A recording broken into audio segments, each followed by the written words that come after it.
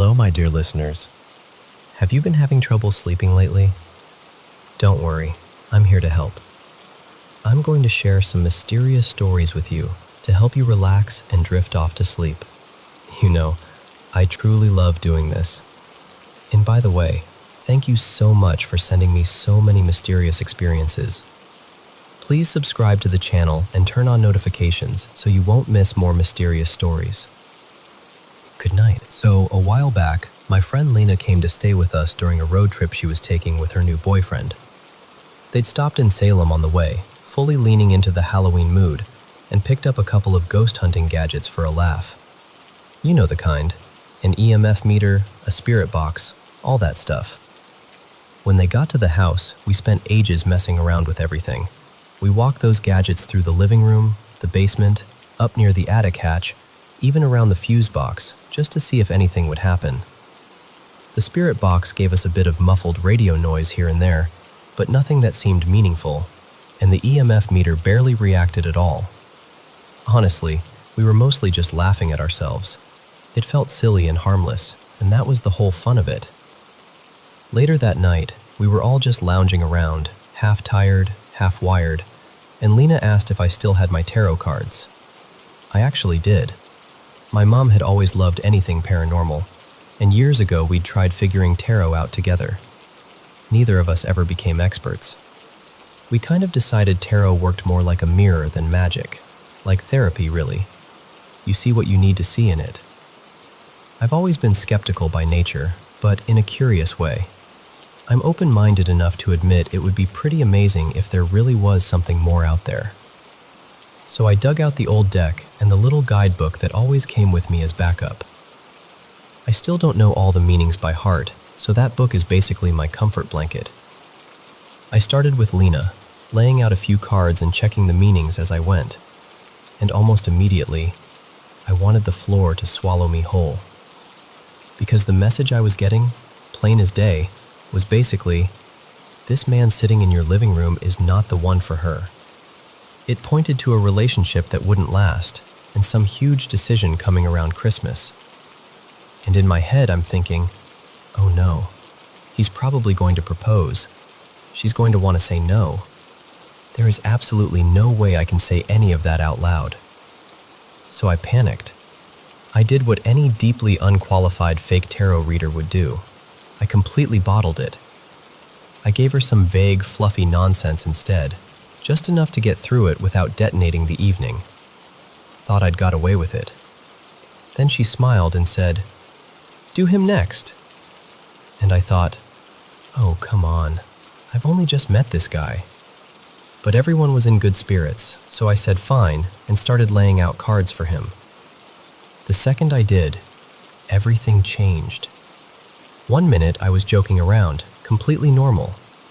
The next, I felt absolutely awful. Not anxious in a vague way, physically awful. My head started pounding, my hands went clammy, and I felt this wave of sickness come over me so suddenly it was frightening. I remember thinking, brilliant. I'm about to have my first ever panic attack in front of my friend and her brand new boyfriend. Fantastic timing. I dropped my eyes to the guidebook, trying to focus, trying to find something, anything to say. But I couldn't. My mind just went blank. My head was throbbing harder and harder, and with every pulse, there was one word in my mind. Mum. Just that. Over and over. Mum. Mum. Mum.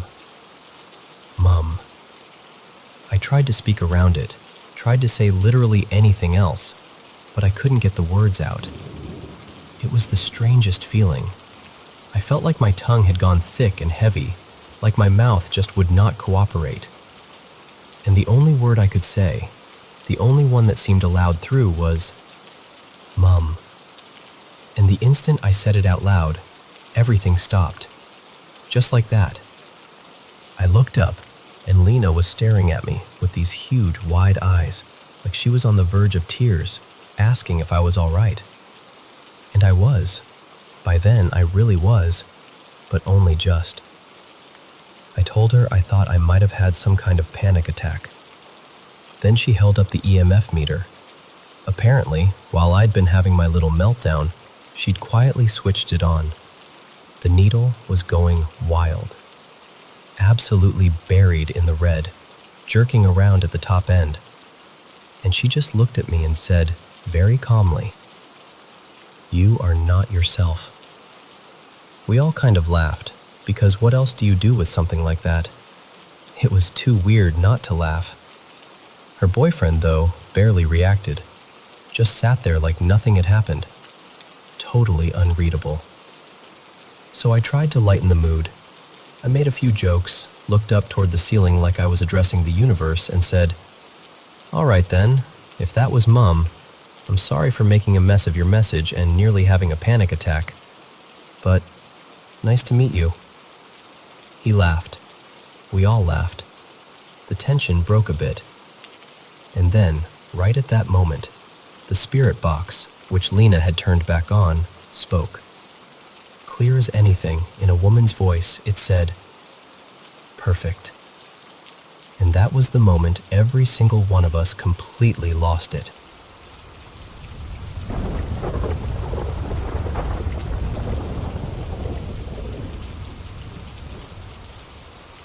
So this happened in Southern California a few years back. Back then, my old friend Marco and I had this habit of getting a little lit and hiking the trails after sunset. Out there, away from the traffic and noise, it honestly felt like meditation. Just quiet, darkness, and a chance to breathe. One evening, we parked near the trail lot right before the sun went down and walked maybe 3/4 of a mile in. We had a usual little spot we liked, nothing special, just a concrete retaining wall where we could sit and relax. The trail stretched ahead of us. There was a narrow creek off to the left, and on the right, there was this side path that didn't really go anywhere. Behind us, the main trail kept winding up the hill, and right behind the wall stood this tall tree that kind of loomed over the whole area. We got settled in, lit up, put on some low music, and just started talking. For the first half hour, everything felt normal, peaceful. No one else around, no movement, no voices.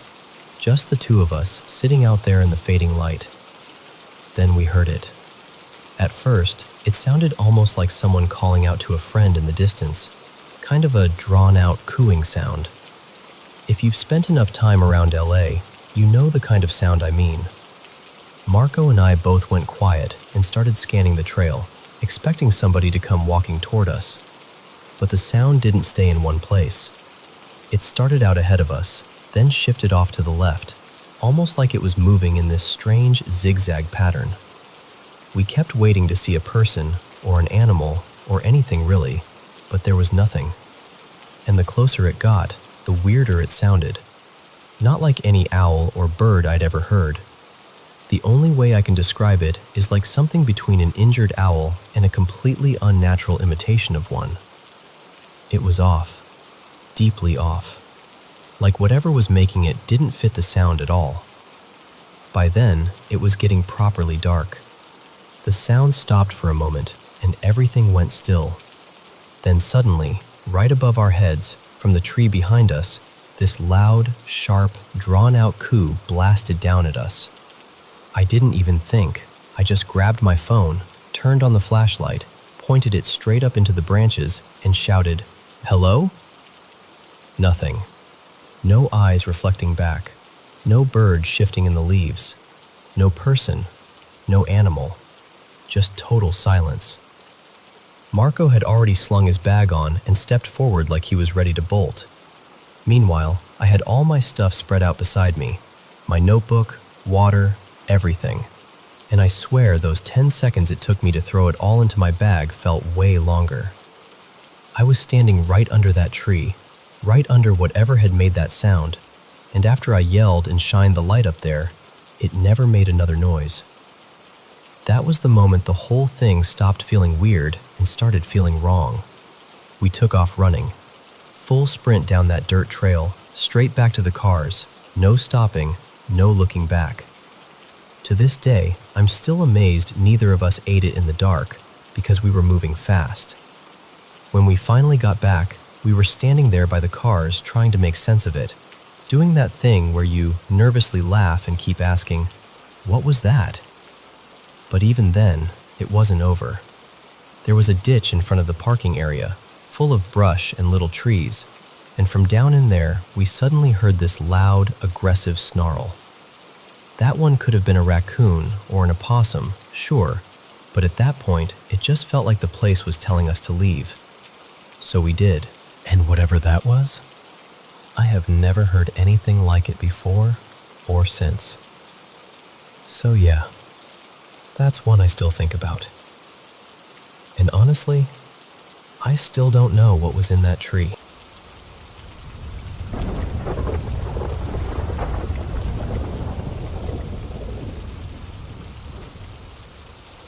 I'm a 31-year-old guy, and I was diagnosed with ADHD as an adult. I know that probably sounds unrelated at first, but it really does connect to what I'm about to tell you. For as long as I can remember, my mind has always been moving fast. I've dealt with the usual stuff: trouble focusing, constant thoughts bouncing around, moving a little awkwardly when I'm distracted, all of that. But there was also something else. Ever since I was young, I'd catch what looked like a person out of the corner of my eye. It would happen in the middle of ordinary moments. I'd be doing something, glance up, and for a split second, I'd think someone was standing there or walking past. Then I'd look straight at it, and there'd be nothing there. No one. Just empty space. When I was younger, I brought it up to my psychologist.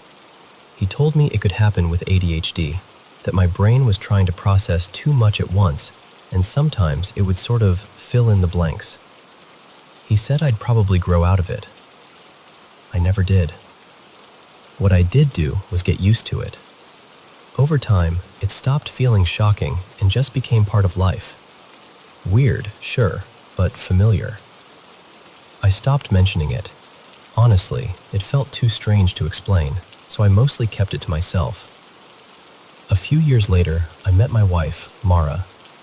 After we'd been together for a while, I finally told her about it. The conversation only came up because there had been a few times when I asked if she'd just walked into a room, and she'd say she hadn't even been nearby. After enough of those moments, she looked at me like, "Okay, why do you keep asking that?" So I told her, not in detail, just enough, that sometimes I thought I saw someone in my peripheral vision. I never really described it, and after that, we didn't talk about it again. Then, when we were both around 29, something happened. I had just gotten home from work and went into the kitchen to throw together something to eat. I heard Mara coming from the living room, and as I looked toward one doorway, I caught movement in the other one. That same familiar shape, that same passing figure. I turned toward it automatically, then looked back. Mara was standing in the opposite doorway, staring at me. And she asked, "Did you see that?" I remember just looking at her and saying, "See what?" She paused, like she wanted to say more, but then she brushed it off. And somehow, we both let it go. We never brought it up again. Until last night. It was around 1 in the morning. I woke up half asleep to use the bathroom. The bathroom is attached to our bedroom, and the bed faces the door.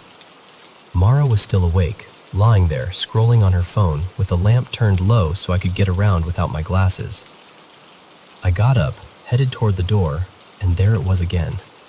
That shape. Same as always. At this point, I'm so used to it that I barely reacted. I just shifted around it without even thinking, went into the bathroom, came back, and got into bed. Then suddenly, Mara turned the light up and grabbed my arm. I was groggy, confused, trying to figure out what was going on. I had work in a few hours, so I really wasn't all there yet. But when I looked at her, she was pale, completely rattled, trying hard to keep it together, but scared. She looked right at me and said, in this shaky voice, "I saw it." And I asked, still half asleep, "Saw what?" That was the moment I fully woke up. Because the way she described it, it was exactly right. exactly how I've seen it my whole life. And I had never described it to her like that. Not once. So now I don't really know what to think. When it was only me seeing it, I could write it off. I could live with it. I had lived with it. It had become background noise, basically. Creepy sometimes, sure, but manageable. But now she's seen it too. Now she's scared to be alone. She's talking about moving. And I don't even know how to explain to her that moving might not matter, because this thing hasn't belonged to one house or one room. It's been with me for as long as I can remember. That's the part I can't stop thinking about. Not that she saw it. Not even that she described it perfectly. It's the fact that she said it was standing there, waiting by the door, waiting for me.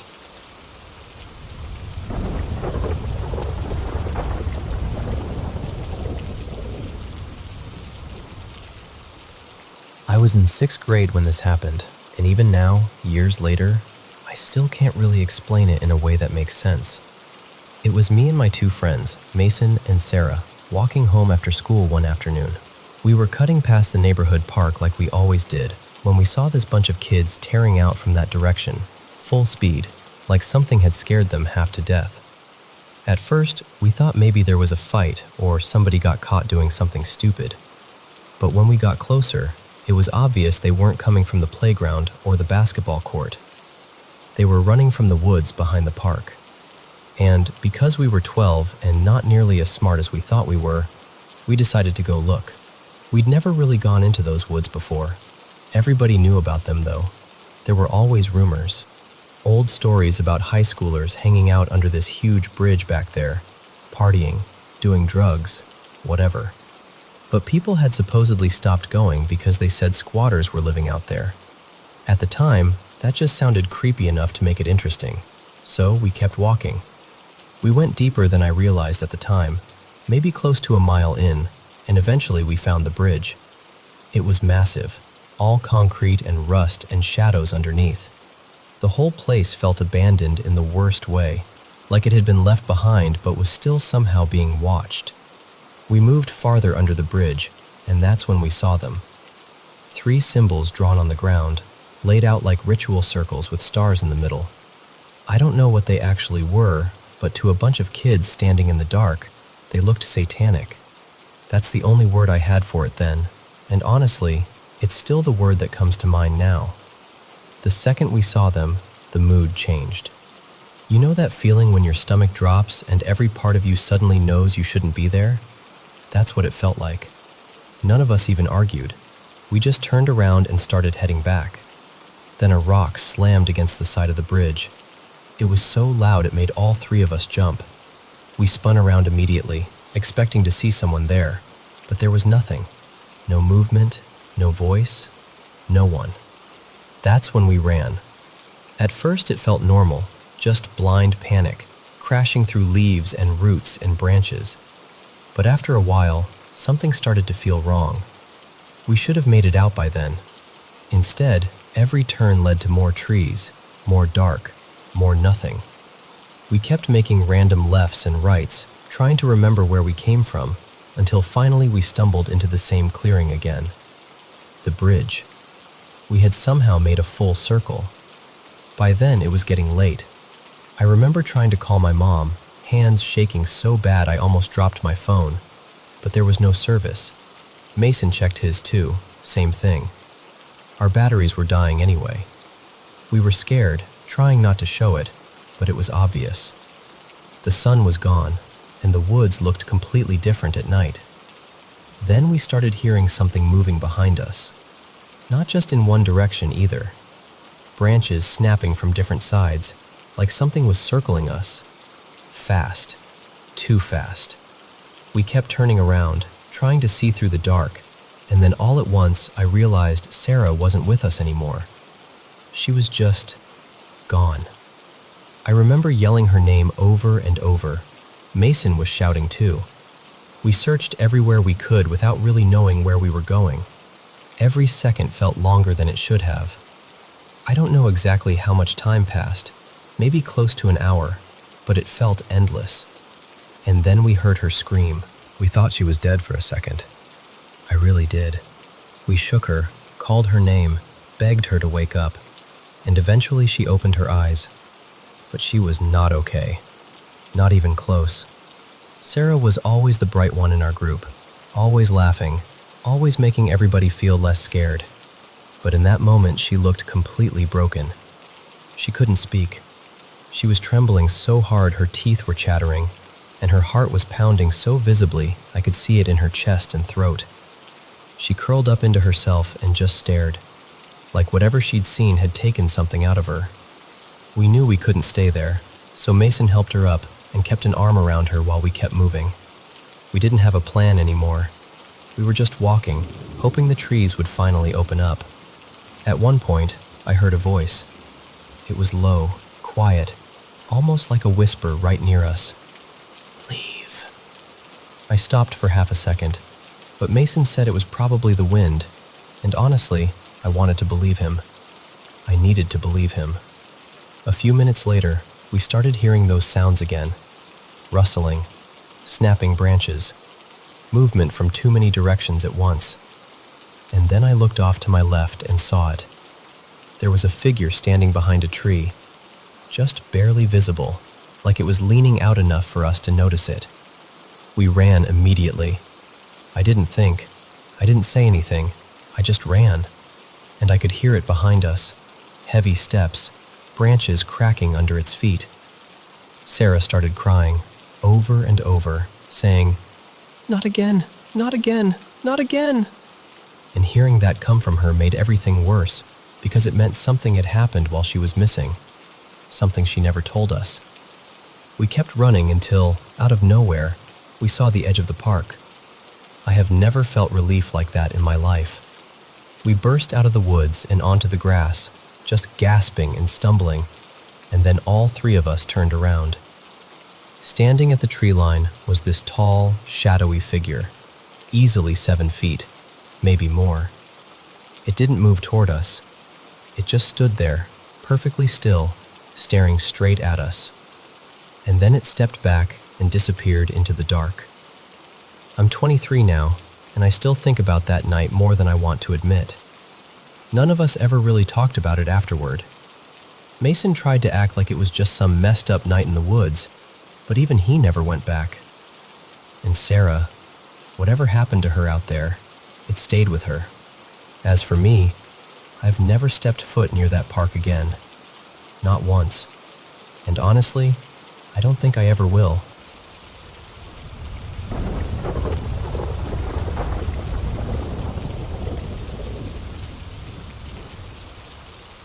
I want to tell you something that still unsettles me, even now.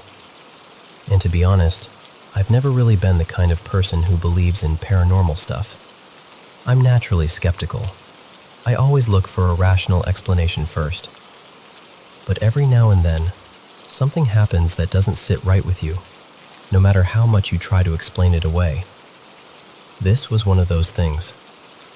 I hadn't thought about it in years. It was like my mind had tucked it away somewhere deep and decided not to revisit it. But not long ago, I was talking with someone, and the memory came rushing back so clearly that I got goosebumps all over again. That cold, prickly feeling just came right back. This happened a long time ago, when I used to babysit for my cousin's 2 girls. The older one, Mia, was maybe 7 or 8, and the younger one, Lila, was around 4. Lila was a very sensitive little kid. Every time her parents left, she'd get really upset and cry for hours. Sometimes she'd get frustrated and lash out too, but honestly, I mostly just felt sorry for her. She seemed deeply unhappy in a way I couldn't quite explain. They were living in a fairly new house at the time. It had only been built not too long before they moved in. Everything looked normal, clean, modern, bright during the day. But at night, that house felt different. It's hard to explain. There was just something off about it. Little noises, strange shadows in the corners. That quiet kind of atmosphere that makes you feel uneasy, even when nothing obvious is wrong. Usually, once the girls were asleep, I'd sit downstairs, watch TV, and check on them every so often. Mia's room was on the second floor, and Lila's room was up on the third. My cousin's bedroom was across the hall from Mia's. One night, after I'd been babysitting there for a while, something happened that I've never forgotten. I went upstairs to do my usual check. Mia was sound asleep, nothing unusual there. Then I went up to Lila's room. When I walked in, I stopped for a second because there was a chair sitting on top of her bed, and she was asleep curled up underneath it. It was odd, sure, but kids do strange things all the time, so I didn't think too much of it. I quietly lifted the chair off the bed, set it back where it belonged, and went downstairs. She never even stirred. A while later, I went up again. Same thing. The chair was back on the bed, and Lila was under it again. That's when I started feeling a little uneasy. I remember just standing there for a second, staring at it, trying to think of how that could have happened. But again, I took the chair down and left the room. Later on, I did one last check before her parents got home. And once again, the chair was on the bed. At that point, I was genuinely rattled. I didn't want to leave it in the room anymore, so I picked it up and carried it downstairs with me, thinking at least that would put an end to it. But as I came down the stairs, I suddenly got that unmistakable feeling that somebody was watching me. You know that feeling when the back of your neck tightens and every little instinct in your body goes on alert? That's exactly what happened. I turned my head and noticed that my cousin's bedroom door, across from Mia's room, was slightly open. Just barely. Only enough to leave a narrow crack. The room was dark, so I couldn't clearly see inside, but I had this overwhelming sense that there was someone standing there, looking directly at me. Then suddenly, the bedroom door slammed shut. Not slowly, not like it drifted on its own. It slammed. At that exact moment, Mia woke up and stepped out into the hallway, rubbing her eyes. So I knew it wasn't her. And I had just been upstairs with Lila, who was still asleep. I was terrified. I mean, truly terrified. I must have looked it too, because Mia took one look at me and asked what was wrong. Before I could even explain, she glanced toward her parents' room and gave me this look I still remember. It was this calm, knowing expression, like she already understood. Then she said, very matter-of-factly, that I didn't need to look in there, that it was better if I just went back downstairs. That made everything worse, because it didn't sound like a child imagining something. It sounded like someone who was already used to it. I asked her to come downstairs with me, and she did. I didn't want to be alone, not even for a second. Not too long after that, her parents came home. I got out of there, and I never babysat for them again. I did try to bring it up later with my cousin. More than once, actually. But every time, she'd brush it off and say something like, "I know, just leave it alone." And honestly, that's the part that still gets to me. Because what does that mean? What was going on in that house? Why did Mia seem to understand? Why did my cousin act like it was something already known, something not worth discussing? I still don't have an answer, and even now, thinking about that night gives me chills.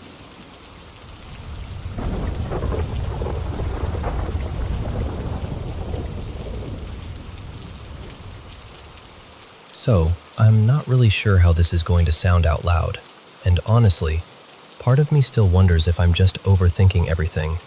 I do have OCD, so I know my brain can latch onto things and make them feel bigger and heavier than they probably are. But this has stayed with me for so long that I finally felt like I needed to say it out loud to someone. A while back, I had this dream that genuinely unsettled me in a way I still can't explain.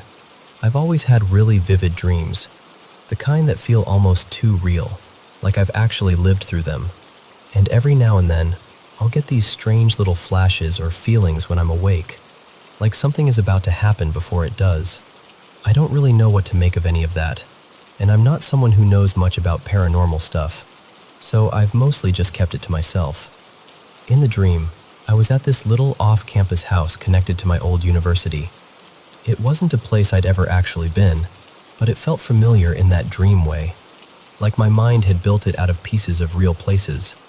I remember starting out on the back porch with someone, and they kept urging me to come inside.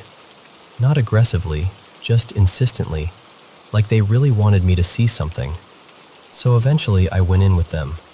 Inside, it felt like there was some kind of small gathering going on. Nothing wild, just a handful of people standing around, talking, moving from room to room. Some of them were people I recognized from real life, and some weren't. At first, everything felt normal enough. I was in one of the rooms chatting with a few people about completely ordinary things, and then my former advisor, though in the dream I'll call her Dr. Mara instead of her real name, walked over to a bookshelf and pulled out a book. She looked at me like she knew something I didn't, and asked whether I wanted to see my future, like my career, my life, where I was headed. And then, the dream shifted, the way dreams do, suddenly and without warning. All at once, everyone was looking for a different book. It was like the room changed emotionally before it changed visually. People got frantic. They were searching shelves, stacks, corners, drawers, everywhere. There was this feeling that the book mattered a lot, even though I didn't know why. At one point, they video called this older woman who seemed to know something about it, and she kept saying, almost casually, "It's in there, keep looking," like she was completely certain. Then, they found it. The second that book appeared in front of me, I felt this huge wave of dread. Just pure dread. I can still remember that feeling more clearly than some real memories. The book was large, very old-looking, and completely black. Not dark blue or brown black, just black. That alone felt strange. I love books. I own way too many, and there was something deeply wrong about the way this one looked. It had these metal details on the cover and spine, almost like clasps or bindings, like it was being sealed shut or reinforced somehow. It looked heavy, serious, almost ceremonial. And on the front, there was only one word: Archaon. Even saying that now makes me uncomfortable. I don't know why that word bothered me so much, but in the dream it felt charged, like I was looking at something I absolutely was not supposed to open or even know about. And right when I saw it, right at the peak of that horrible feeling, the dream ended. That would have been strange enough on its own, but what made it stick was what happened not too long after. It was black, and the second I really looked at it, I got hit with this awful flash of recognition. It wasn't exactly the same book from the dream, not perfectly, but it was close enough to make my stomach turn. I remember just standing there staring at it, feeling that same cold panic rising up again. I opened it and checked the first few pages, and the back pages too, searching for that word from the dream, hoping I wouldn't find it. I didn't. But even so, I couldn't shake the feeling that there was something wrong with it. I ended up shoving it into a drawer where I kept gifts and random things I meant to deal with later, and it stayed there for months. Every time I remembered it was there, I felt uneasy. Eventually, I took it out and got rid of it. I know that probably sounds dramatic, but I was honestly scared of it by that point. It felt cursed, or at least tied to something I didn't understand and didn't want near me. And then there was the part that made everything feel even stranger. Around that same time, my dad, who is deeply religious, more than I am, had a disturbing dream of his own. In his dream, he walked up to a house where some kind of gathering was happening and knocked on the door. When the door opened, it was the devil standing there. Now, my dad is the kind of person who avoids anything even remotely connected to that kind of imagery, so for him to have a dream like that was completely out of character. It rattled him. And what really got to me was that his dream happened either the same night as mine or within a day of it. Very close together. My mom may have dreamed something odd too, but she almost never remembers her dreams long enough to say. So ever since then, I've had this lingering feeling that there was some meaning to it, or at least some connection I can't explain. Maybe there isn't. Maybe it was just a vivid dream that collided with coincidence and my own anxiety. I know that's possible. But even now, when I think about that house, that search, that black book, and that single word on the cover, I get the same chill I felt in the dream. I still don't know what it was supposed to represent. I don't know why it felt so forbidden, or why finding that real book afterwards scared me as much as it did. I just know the whole thing has been sitting heavy with me ever since, and I've never really known who to tell. So I guess I'm saying it now exactly the way it's been living in my mind. Confusing, unsettling, and impossible to fully shake.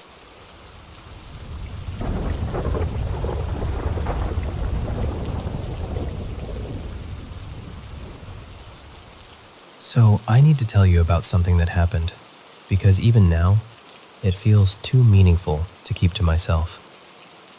A few nights ago, I had a dream.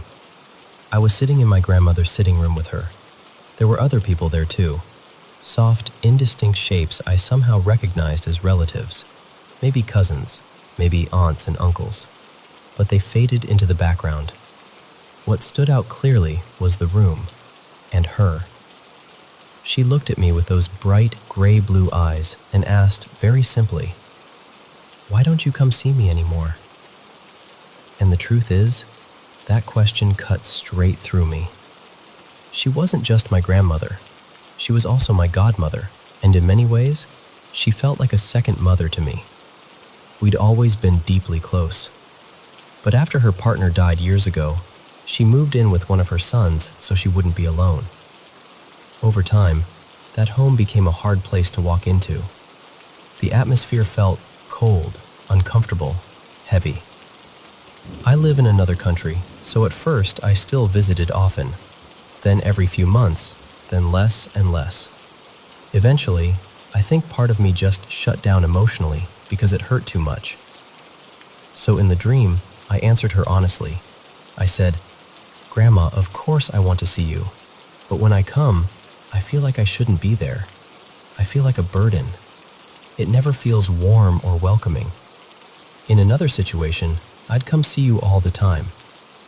At first, she looked serious, but then her face softened. She gave me this gentle, knowing smile and said, Yes, I understand." Then I woke up. It was 3 a.m. I almost never remember my dreams, so this already felt unusual. I lay there for a while, thinking about it, and then drifted back to sleep. At 5:30, my father called me, crying. My grandmother, my godmother, had passed away around 2:30 that morning. It was sudden. Her heart gave out while she was getting up during the night. They found her later, and by the time help arrived, there was nothing anyone could do. The moment I heard, the dream came flooding back in full. And honestly, in that instant, I knew. She had come to me before she left. We hadn't been able to have that conversation in life, so she found another way. She said what she needed to say, and I said what I needed to say. We understood each other. We made peace. That's why, as strange as it may sound, I don't feel consumed by guilt. I feel sad, of course, but underneath that, I feel calm, deeply calm. I truly believe she came to say goodbye and to let me know that we were okay. And then, as if that weren't enough, later that morning, around 7, I said out loud, half teasing, half sincere, "All right, Grandma, if that was really you, send me one more sign." I had barely finished speaking when the TV in the background announced, "And today, we celebrate Grandmother's Day." I just froze. Then I started laughing. I looked up and said, "Okay, message received, loud and clear." Love you, Moraine. Rest easy.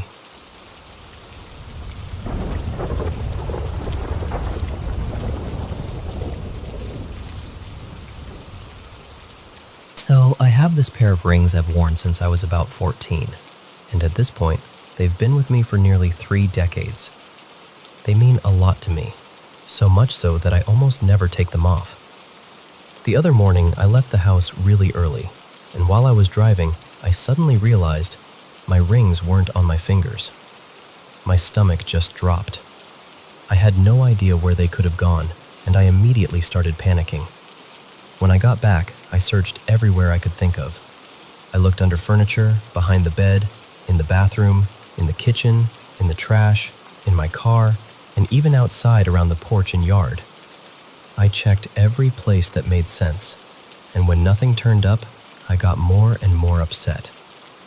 Now, my grandmother passed away years ago, but I've always had this feeling that she still helps me find things when they go missing. I know that might sound strange to some people, but in that moment, I stopped and quietly asked her to help me bring the rings back. After that, I kept searching, but this time I started looking in places that honestly didn't make much sense, and somehow, that's exactly what led me to them. I found my rings sitting on a windowsill in a part of the house I barely even use, except maybe once in a while to tend to a plant or open the blinds. I hadn't been over there recently at all. I still can't explain why I would have taken them off there. Unless I was sleepwalking or something, it just doesn't add up. But deep down, I really feel like my grandma helped me. And this isn't the first time I felt that way. Years ago, when I was in my early 20s, I was with a longtime boyfriend, and on my birthday he took me out to dinner. That night, I wore this necklace that had belonged to my grandmother. It was delicate, a little long, and really special to me. On the drive home, we pulled off somewhere private and ended up fooling around in the car. Before that, I remember taking off the necklace because I didn't want it to get tangled or broken. I was sure I had tucked it into my purse. But later, when I reached for it, it was gone. We tore the car apart looking for it. I searched everywhere, under the seats, between the cushions, in every pocket of my bag. Nothing.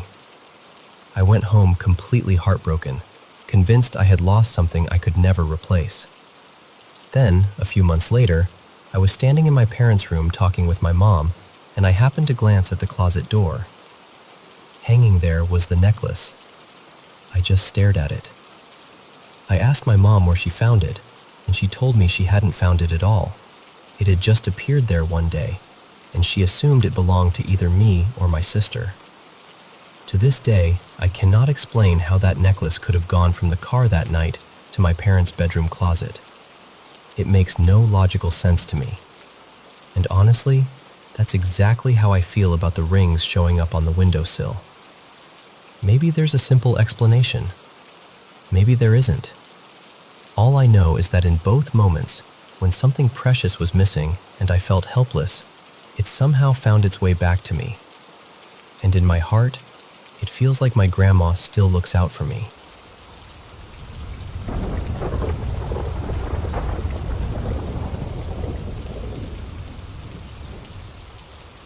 So this happened when I was about 6, sometime in the mid-90s, and I still remember it like it happened yesterday. I was curled up in my mom's bedroom late at night, watching TV with her, while the rest of the house had gone completely still. The screen was the only real light in the room, throwing those soft, flickering shadows across the walls. We were watching one of those goofy home video shows, laughing together, and for a while everything felt normal. Cozy even. Back then, we were living at my grandma's old house. It had that kind of heavy nighttime quiet that makes every tiny sound feel bigger than it is. The floorboards creaked, the air always smelled a little dusty, and the whole place had this strange, worn-down feeling to it, like it was carrying 100 stories it hadn't told yet. At some point, I got up to go to the bathroom. I stepped out into the hallway, and the wood floor was cold under my feet. The living room was off to my left, almost completely dark except for a little bit of moonlight slipping in through the curtains. Now, my grandma had this habit of sleeping on the couch instead of in her bed, She used to say she hated sleeping in the bedroom, though as a kid I never really understood why. So there she was, asleep against the wall, snoring softly like always. And then I saw him. I just froze. It looked like a man was coming straight out of the wall, not opening a door, not stepping around anything, just moving through it. He passed right through my grandma like she wasn't even there, and kept going across the room. He was tall, really tall to my little kid eyes, and he had on this old-fashioned hat, more like a dark fedora than anything else, and a long coat that hung off him in this strange way. But the part I can never forget, the part that still gets under my skin, was what he was made of. He didn't look solid. He looked like television static. Not like a normal person, not like a shadow. His whole body had that grainy, flickering black and white look, like a dead channel on an old TV.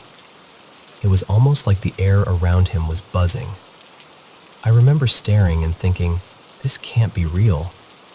I actually pinched myself because I thought maybe I was dreaming, but I wasn't. He kept moving, calm and deliberate, crossed the room, stepped up onto the little side table near the couch, and then just disappeared through the opposite wall. Just like that. I was absolutely terrified. I wet myself right there in the hallway because I was too scared to move. Then I finally snapped out of it and ran back to my mom's room, crying so hard I could barely talk. I jumped into the bed and yelled, "Mom! Mom! There's a man in the living room!" She sat straight up, startled, and asked me what I was talking about. I was sobbing, trying to explain this man made of static, with the hat and the coat, walking through the walls like it was the most natural thing in the world. My mom took my hand and walked with me back down the hall. I remember that walk feeling so much longer than it really was. When we got to the living room, my grandma was still asleep on the couch like nothing had happened. My mom turned on the lamp beside her, and the light woke her up. Then my mom told her what I'd seen. And my grandma just looked at me with this calm little smile, like none of it surprised her at all. She said, "Sweetheart, that was your grandfather. He used to wear that hat and coat whenever he went out at night to have a drink, and there he was. Same face, same coat, same hat." I remember just staring at that picture, feeling cold all over, because I knew what I'd seen. I hadn't imagined it. I hadn't made it up. Somehow, that night, I saw someone from my own family who was supposed to be gone. And honestly, even now, I still don't have a good explanation for it. I just know that for one brief moment in that old house, the dead didn't feel very far away at all.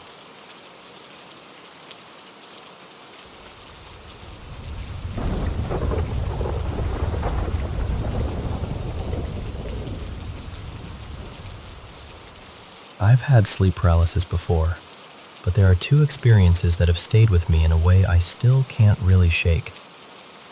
The first time happened in early spring of 2021, just after sunrise, somewhere around 6:30 in the morning. I was asleep, and as I started trying to wake up, I slipped straight into that awful in-between state where your mind is alert, but your body won't move. It felt like I was fighting to pull myself awake, blinking hard, trying not to sink back under. And then, in those blinks, I saw them. There were 4, maybe 5 small gray beings in my room. 2 of them were right up close to my face, 1 on either side, and at least 2 more were standing near the foot of the bed, just watching me. I have this faint memory that there may have been another one standing off in the far right corner, but that part is less clear. One of the ones near me seemed to be holding something, some kind of object, and it was close to my face or chest. I still couldn't tell what it was. What I remember most clearly is the way they reacted when I started fighting the paralysis. They looked startled, almost panicked, like they hadn't expected me to be aware of them. One of them, on my left side, moved suddenly and sharply, almost like it jerked back toward the window beside my bed. and through all of it, I had this intense sensation that I was lifting, like my body was floating even though I was still trapped there. After what felt like forever, maybe a minute or two, I finally managed to move again. I sat straight up in bed, blinking, trying to get my bearings. And just like that, they were gone.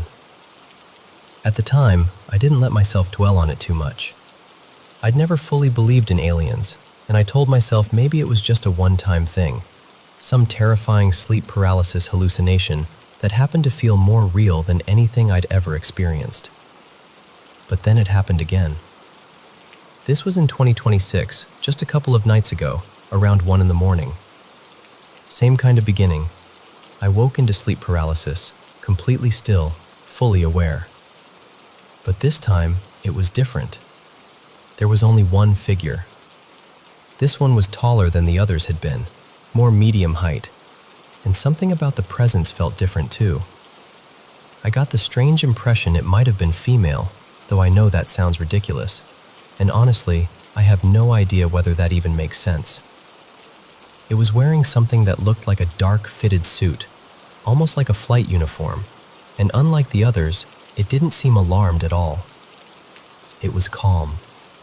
It just stood at the end of my bed, staring at me in this steady, focused way, almost as if it was observing me, studying me. What surprised me was that I didn't panic the same way I had the first time. I didn't struggle to break out of it. I just looked back. I couldn't move, but I stayed there, completely locked in, staring at this being while it stared at me. And behind it, somehow, there was what looked like a UFO in my room, as if it had simply appeared there. That part had never happened before. We stayed like that for about a minute, maybe a little longer. Then I blinked, and it was gone. The room was empty, the paralysis lifted. I sat up in bed again, heart racing, trying to make sense of what had just happened.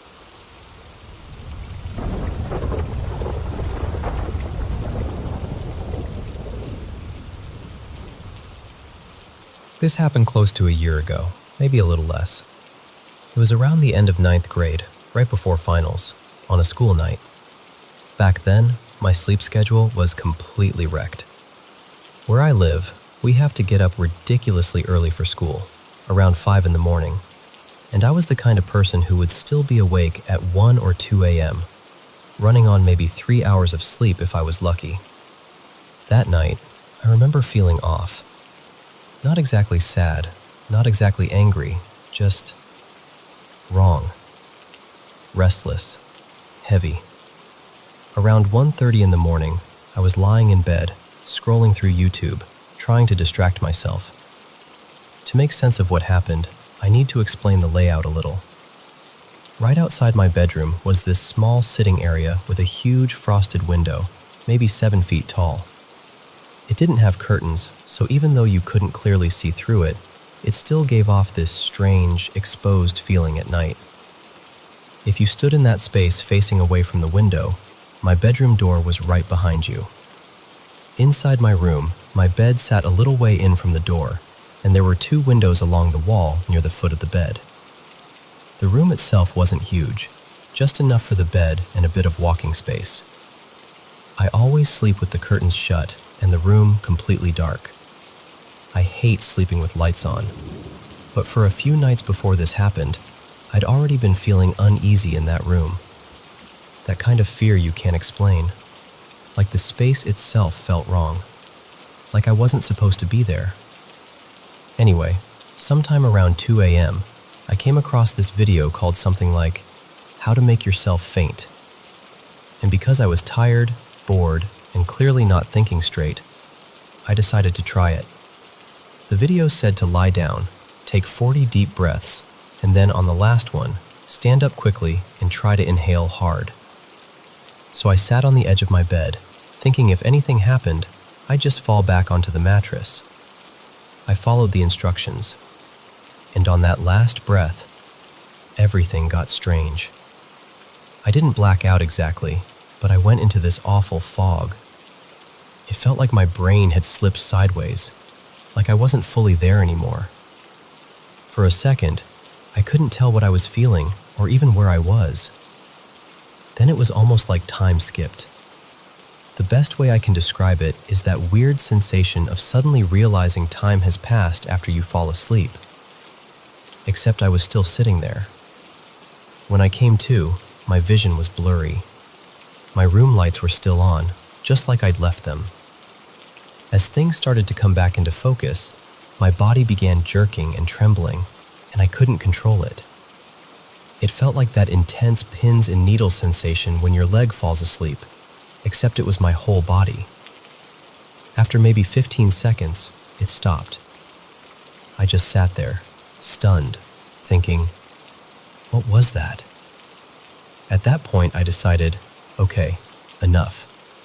I shut off the lights, pulled the curtains closed, and tried to go to sleep. But the fear that had been lingering the past few nights got so much worse. It was overwhelming. I usually fall asleep to scary stories or white noise, but that night I switched to a prayer because I was too freaked out to listen to anything else. Eventually, it calmed me down enough that I drifted off. And then almost immediately, I was dreaming. Or at least, I thought I was. In the dream, I was still in my room. It was dark, exactly the way I'd left it. But I instantly felt that same presence again, only stronger now, like something was standing just outside my room, watching, waiting. Then my focus shifted to the doorway, and there was this woman standing there. But her eyes were not human. They were huge, unnaturally wide, and the whites were this deep, textured red, almost like stone. Her pupils were yellow, sharp and reptile-like, and she was smiling at me. Not kindly, not gently. It was this stretched, taunting smile, like she could see exactly how terrified I was and was enjoying it. Behind her, through the frosted light from outside, was this eerie blue glow, almost like exaggerated moonlight. Everything about it felt theatrical and horrible. The second I saw her, I shut my eyes in the dream. I was lying in bed facing the door, and even with my eyes closed, I could feel her come into the room. That's when I tried to move, and I couldn't. Not even a little. That was the worst part.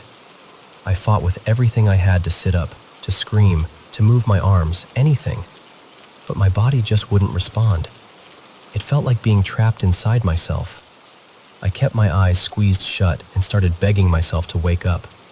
Then I felt hands on me. Actual hands. I felt my body being shaken, like someone was trying to wake me up fast. My heart was pounding so hard it felt like it was in my throat. I was panicking, praying, trying to think of anything safe, and for some reason I thought of my grandma, my real grandma, and held on to that as hard as I could. And then I heard her voice, right in my ear, clear as anything. She said in her language something like, "Hey, kiddo, it's me, Grandma." It sounded exactly like her. Same tone, same softness, the way she used to comfort me. And somehow, even in that terror, it calmed me a little. After that, everything gets blurry. I don't remember exactly how it ended. I just know I woke up at 5 a.m., completely terrified, fully convinced that something evil had tried to get into me that night. And honestly, even now, remembering it still gives me chills.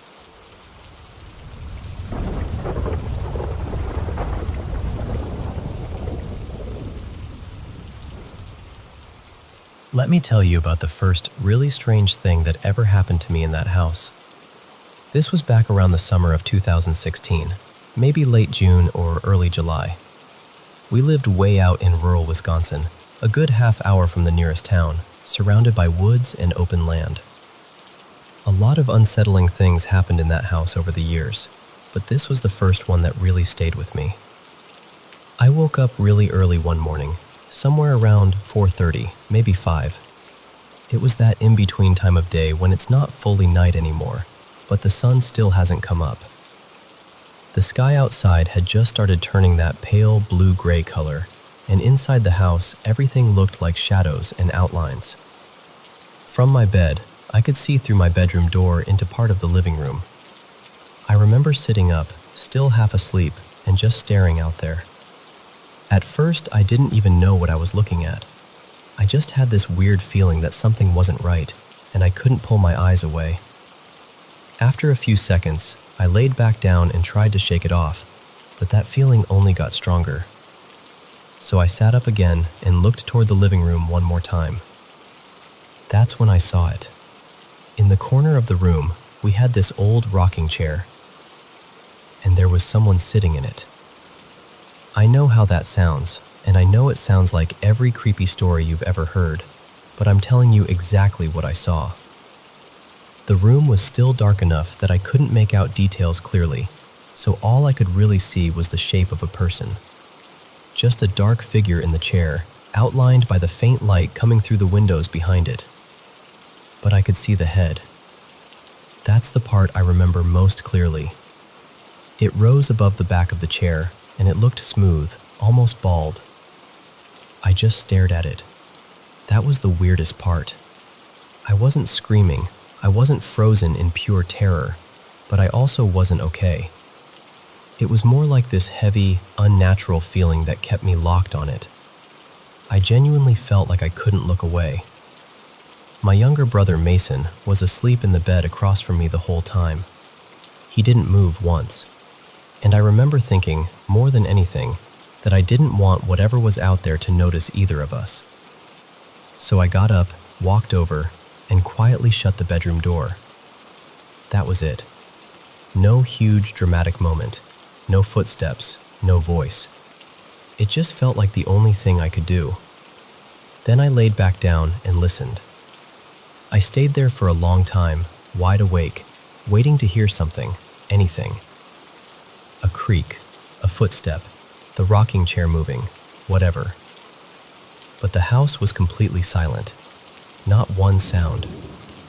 At some point, I must have fallen back asleep, because when I woke up again a couple hours later, everything was normal. The house was busy, people were up, morning had started like usual.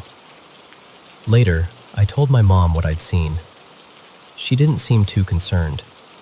She told me I probably saw the pattern on the blanket draped over the chair, and that my mind filled in the rest. She said it might have looked like my grandmother's face or something in the low light. Then she added that, for some reason, she'd actually slept on the couch in the living room that night. I remember thinking she completely misunderstood me, but I didn't push it. Because I know what I saw. It wasn't a face in a blanket. It wasn't a trick of the light. There was someone, or something, sitting in that chair. I could see the shape of its head above the backrest. It was real enough that I still remember exactly how wrong it felt. Nothing big happened right after that, but more strange things came later. Looking back, that morning felt like the beginning of it all.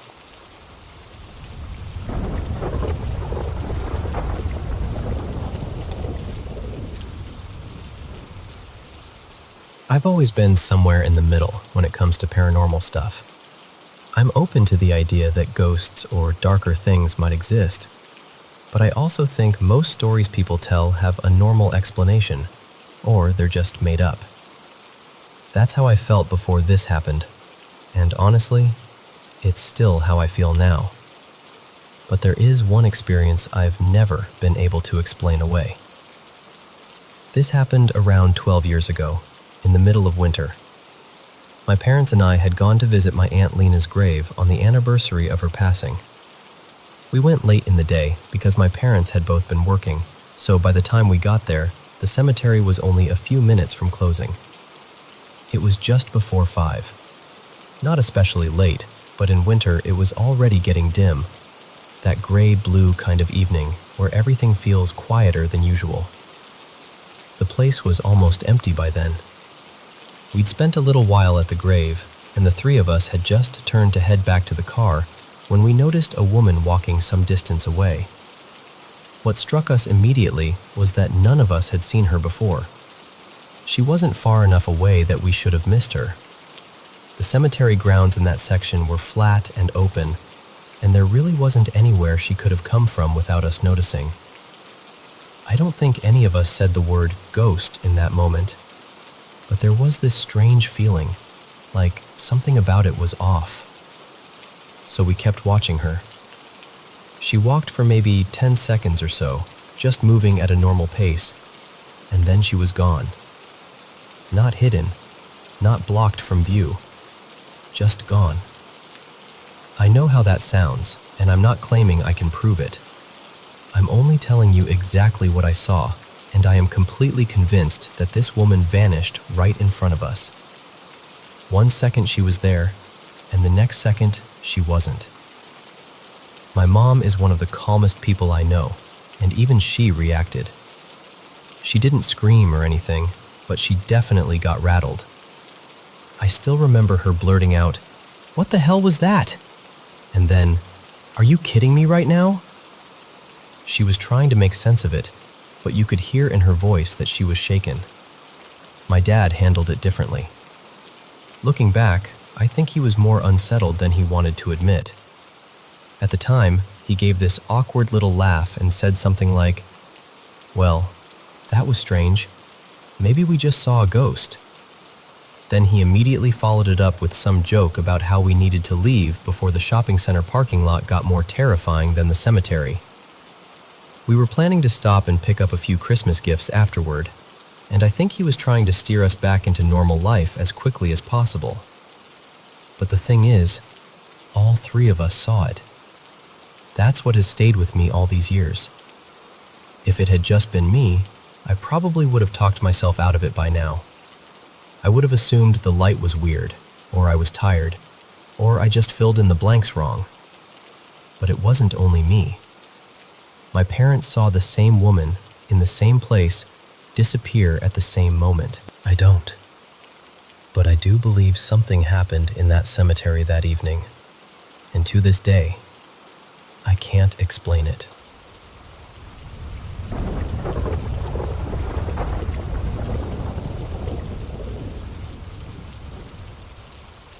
I'm not really the kind of person who jumps straight to ghosts or the paranormal, but honestly, after everything that happened growing up, I still can't come up with a better explanation. The first strange thing I can remember happened when I was about 9. There was some kind of moon event that night, maybe an eclipse, maybe something else, and I had gone outside to look at it before heading back in for bed. Everything felt normal at first. My room was quiet, the house was still, and then out of nowhere, I heard whistling. And not normal whistling either. It sounded distant, eerie, almost like someone was trying to get my attention without being seen. The weird part is, it couldn't have been neighbors. We lived way out in the country, down this long gravel road with woods all around us. The nearest house wasn't close enough for that. I remember looking out my window and seeing absolutely nothing. No movement, no person, nothing. The whistling would come back every now and then, and every time it did, it made my skin crawl. But that wasn't even the part that scared me the most. Some nights, when I was trying to fall asleep, I'd hear drums. We never had drums in the house, and none of my brothers or sisters played anything like that. It was this low, rhythmic beating that sounded almost ceremonial, and hearing it late at night made everything feel wrong. It's hard to explain, but it didn't sound like noise from far away. It sounded close. Too close. The worst thing, though, the thing I still think about, was the whispering outside my window. My bed was set up right next to it, just because that was where it fit best. And every once in a while, I'd be lying there in the dark, and the whole room would be silent. Like someone was standing just outside, whispering words I couldn't quite make out. Not loud enough to understand, but clear enough to know they were there. That terrified me more than anything else. What really gets me is that it wasn't just me. My dad, Rowan, used to talk about how that place always felt off. He'd say that whenever he was out near the tree line, he had this constant feeling that something was watching him. He mentioned hearing movement in the leaves, little rustling sounds, like something was staying just out of sight. And honestly, I understood exactly what he meant. I felt it too. One morning, years later, I woke up really early for work, before sunrise, and immediately felt like something was in the room with me. I know that probably sounds dramatic, but I don't mean I was just nervous or half asleep. I mean I felt a presence, a real one, heavy, aware, like it knew I was awake. And whatever it was, it did not feel harmless. It felt deeply wrong, almost hateful. I had never felt anything like that before, and strangely, I never felt it again after that one morning. That land has been in my family for generations, close to 100 years now, and even before that, it was just old, untouched ground. A lot of history could be tied to a place like that. I've wondered before if maybe people lived there long before my family ever did. I don't really know enough about spirits or hauntings or any of that to say what it could have been. All I know is, I didn't used to believe in this kind of thing. Now, I'm not so sure anymore.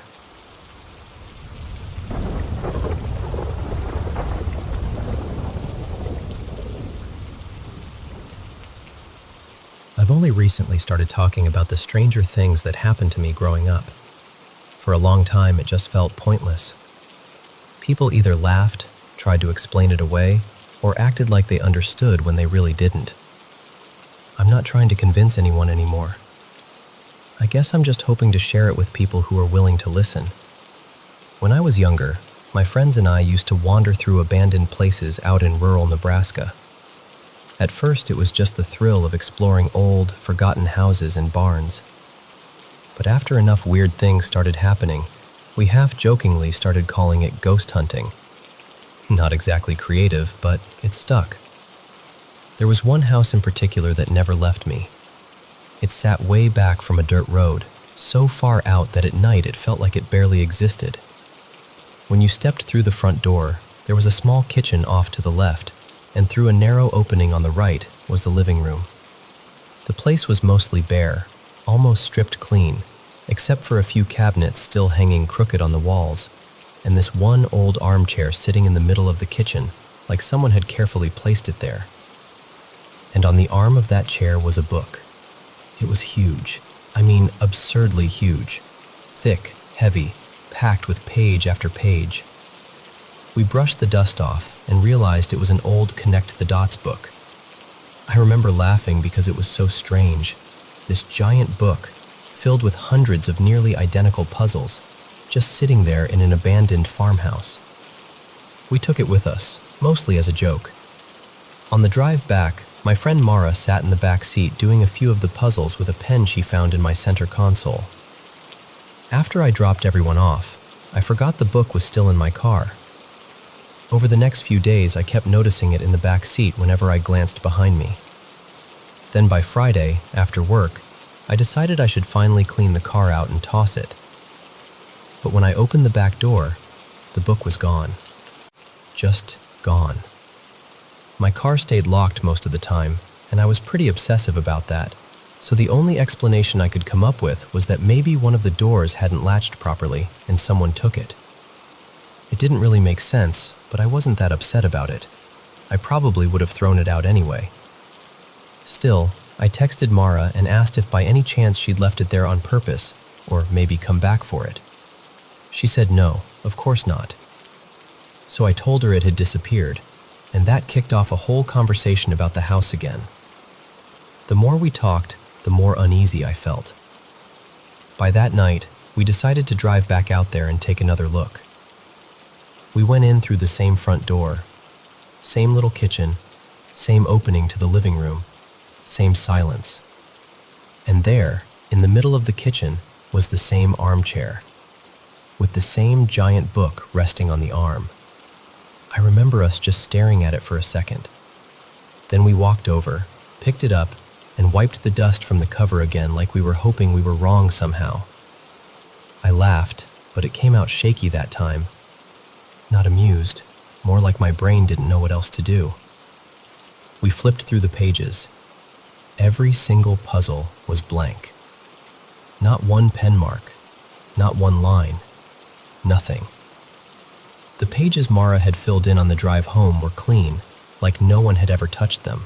What makes it even stranger is that we went back to that house more than once after that, and we never saw the book again. Not on the chair, not on the floor, nowhere. It was like it had shown up twice and then decided that was enough. I still can't explain it. I don't know where the book went when it was in my car, and I definitely don't know how it ended up back in that house looking untouched. Of all the things I saw in those years, that's still one of the most baffling. And honestly, it's the kind of thing that stays with you. Not because it was loud or dramatic, but because it made absolutely no sense at all.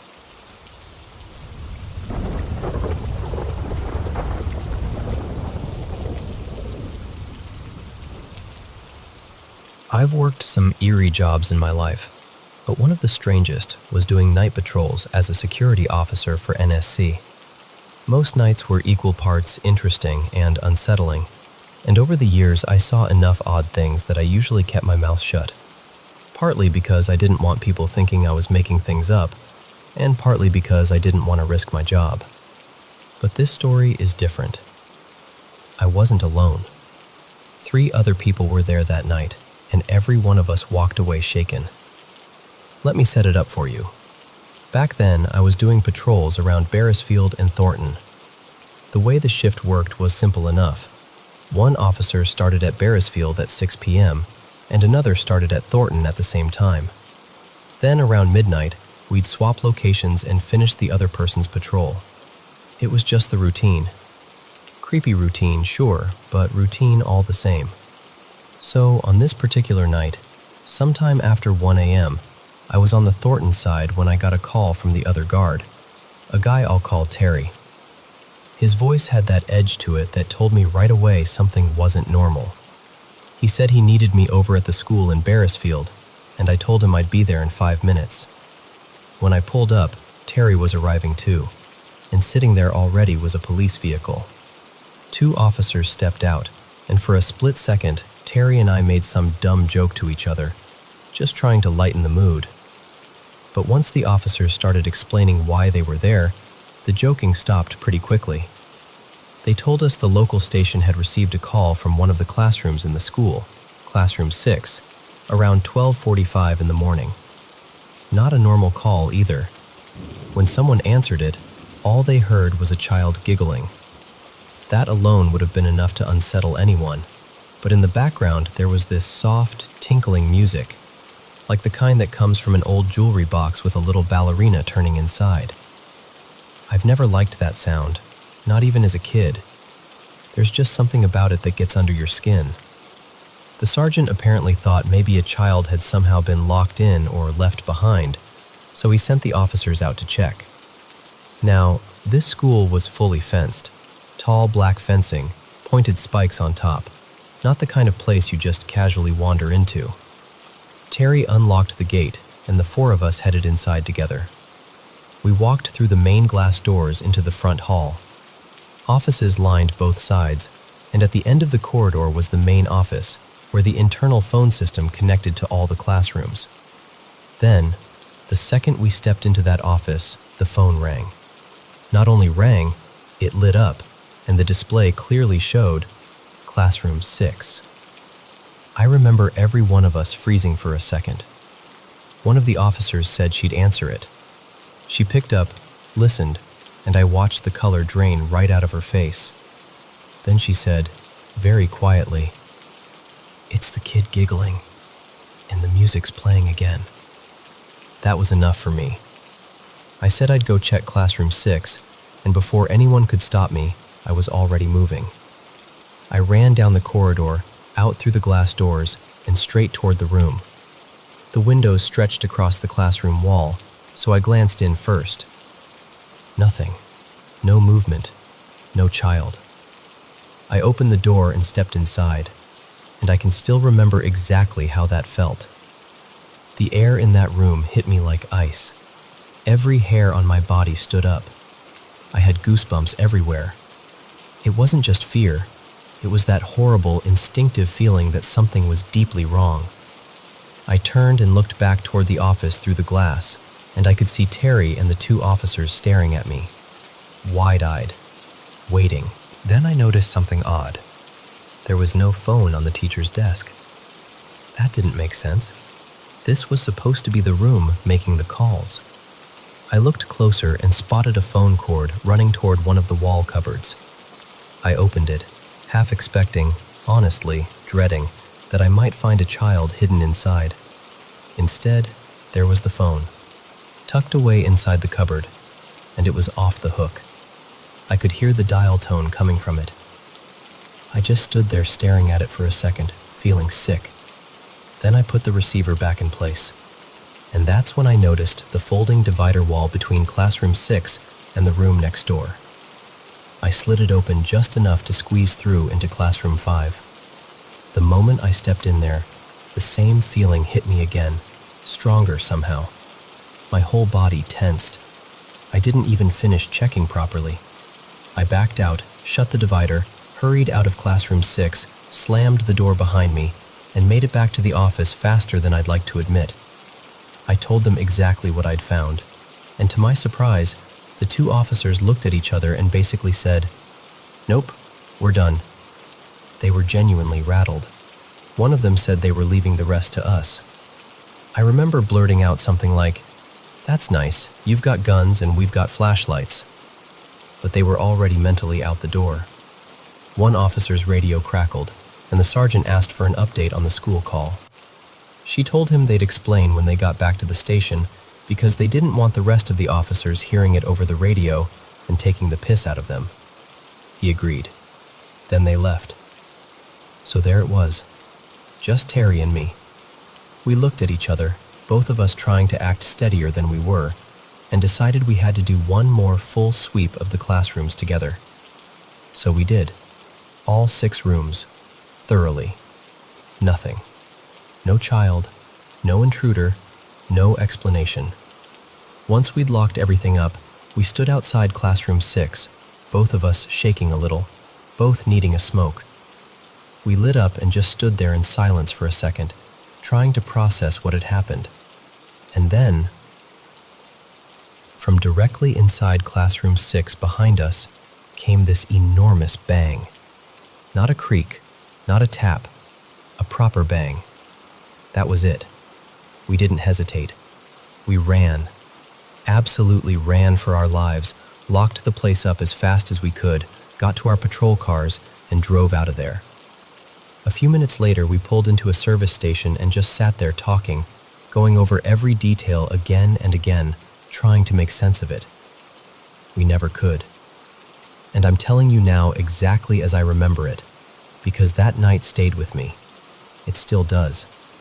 This happened sometime after 2010, and I've had more strange experiences in my life than I can count.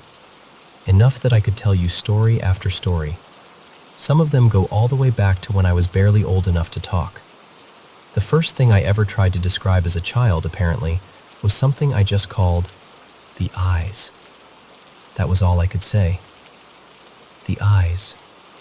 My parents never understood what I meant. Honestly, I'm not sure I ever did either. But that night at the school, that one was real. 4 of us were there. 4 of us heard enough, saw enough, and felt enough to know something wasn't right. And I truly hope you never experience anything like it for yourself.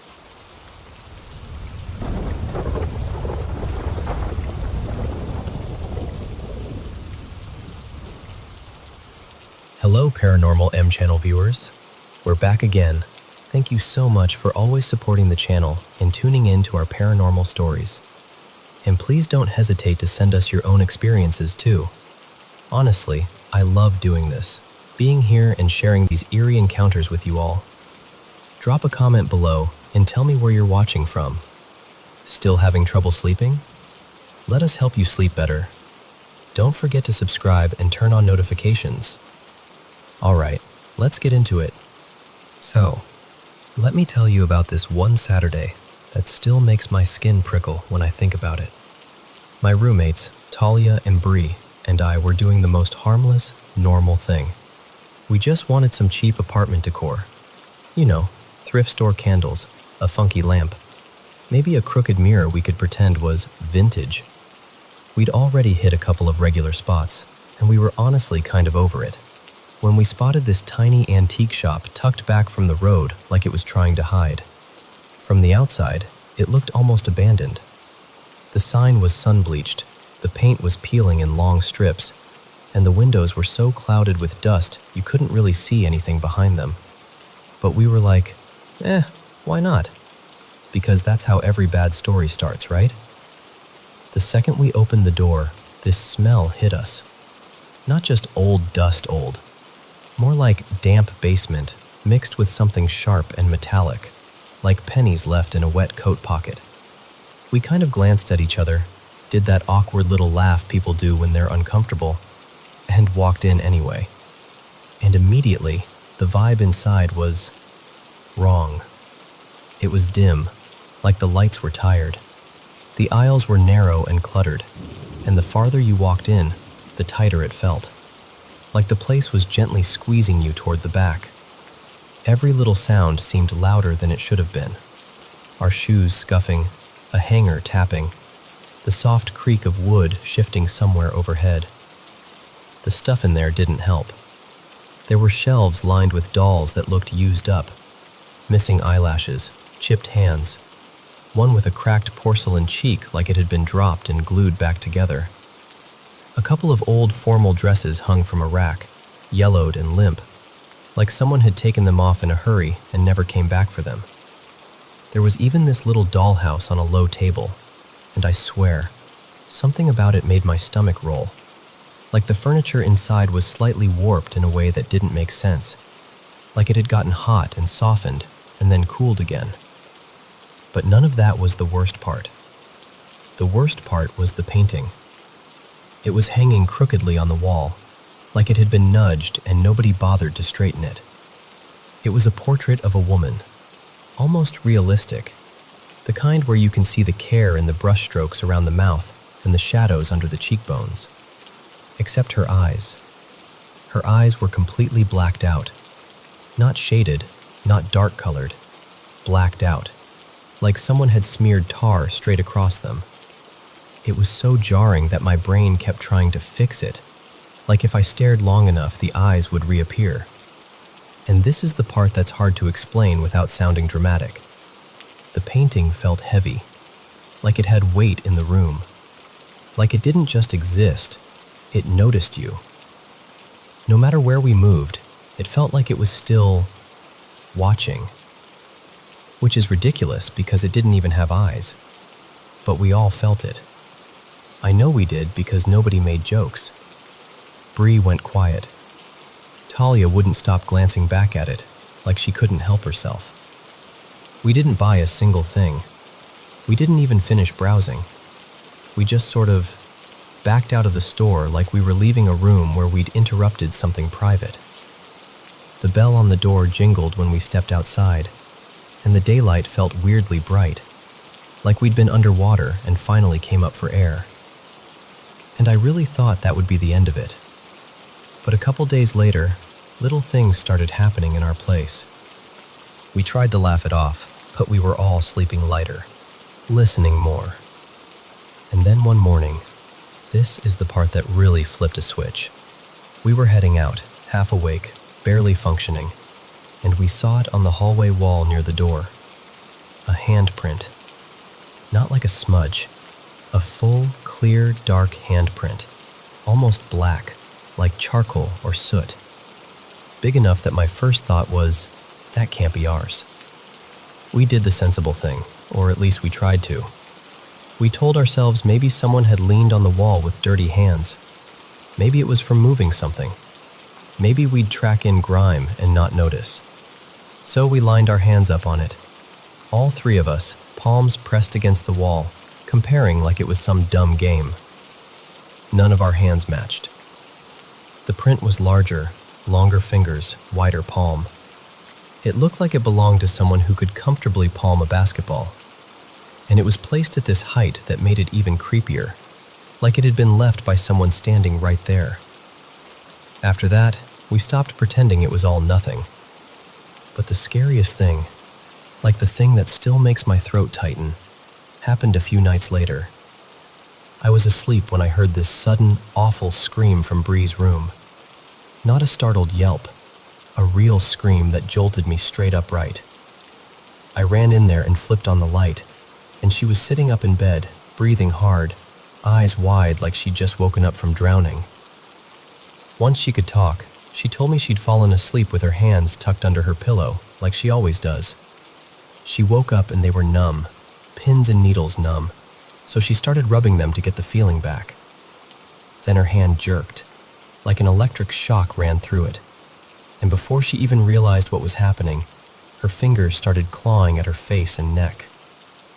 Not lightly, not like an itch, like she couldn't control it. She said she tried to stop, but her hands wouldn't listen for a few seconds. She just kept scraping at her own skin until she finally snapped out of it and screamed. When I looked closely, she had these red marks along her jaw and down her neck. Not deep, but enough to prove she wasn't imagining it. We sat there for a long time after that, just quiet, exhausted, freaked out in that stunned way where you don't even know what to say because any explanation sounds too stupid to be real, and any other explanation sounds too terrifying to accept. And I know it could all be coincidence. Old building, stress, weird sleep things. I know. But I can't stop thinking about that shop. The smell, the way the aisles seemed to tighten, and that portrait, those eyes painted over like someone was trying to blind it, but it still didn't matter. Because ever since we walked out of that place, it's felt like something walked out with us. And sometimes, late at night when the apartment goes quiet and the air feels too still, I catch myself wondering if it ever really stopped watching.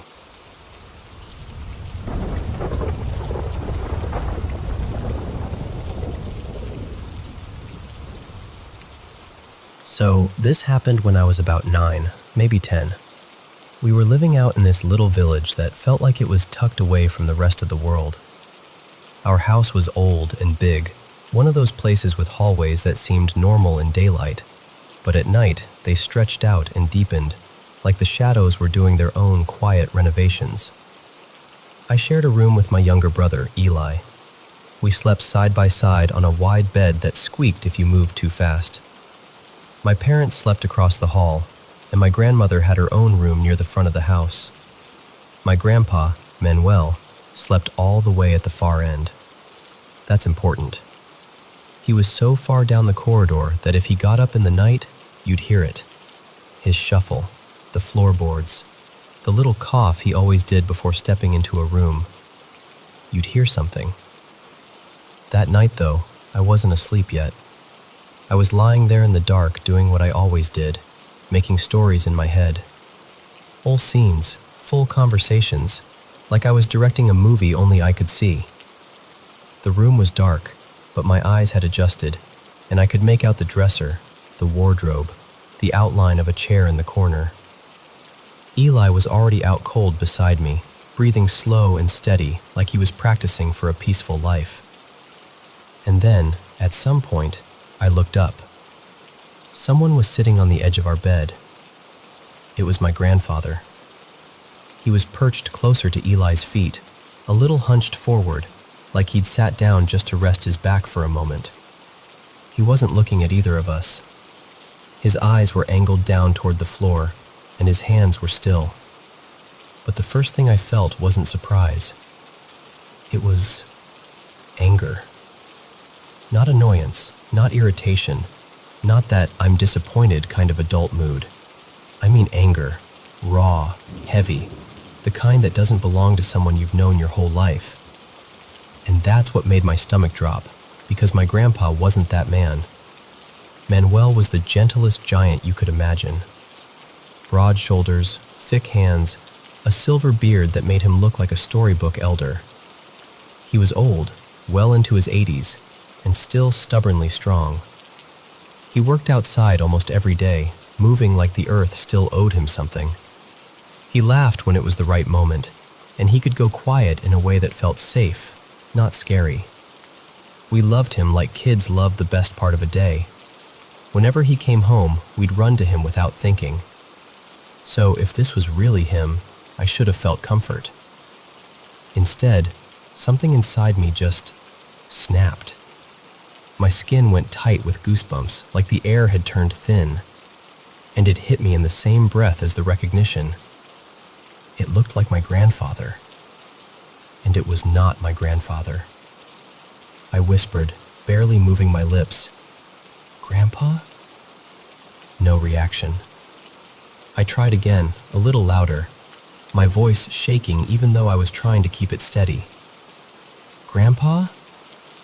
He didn't turn, didn't lift his head, didn't even shift his weight like someone who's listening.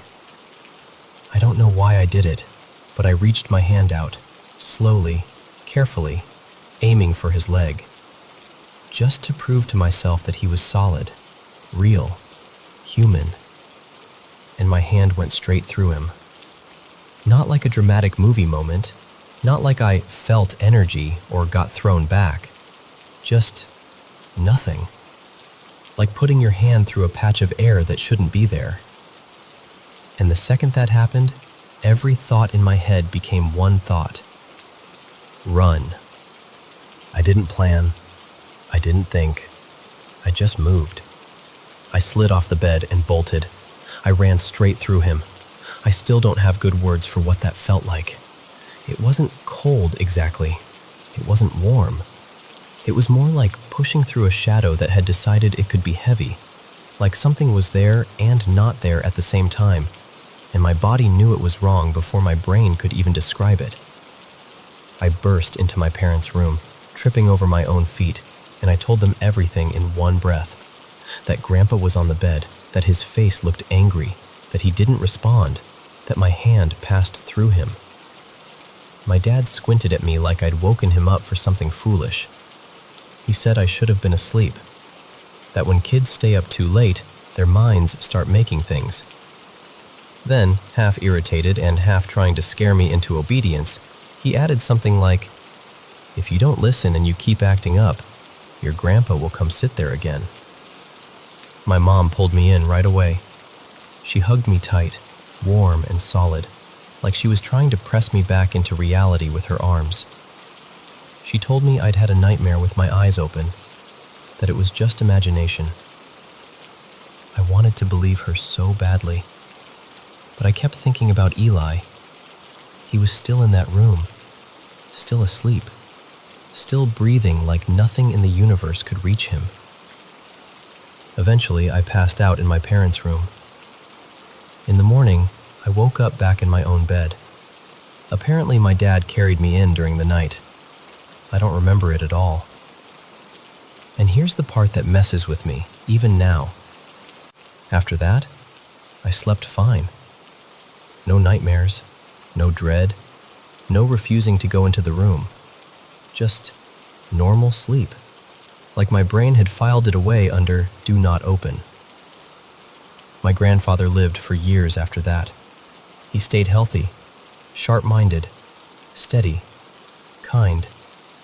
He never turned into someone else. He never grew cruel. He never even raised his voice in a way that would match what I saw.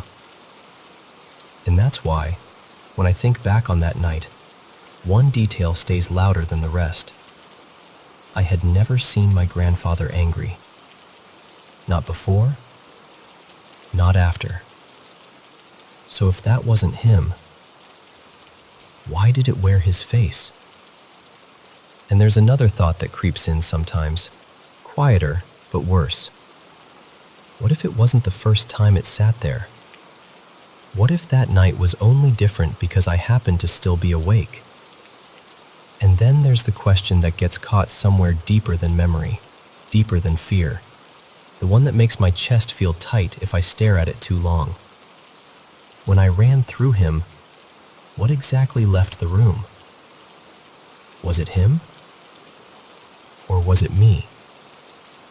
And if it chose me, why me? Why was I the only one in that whole house, before or after, whoever saw anything like that.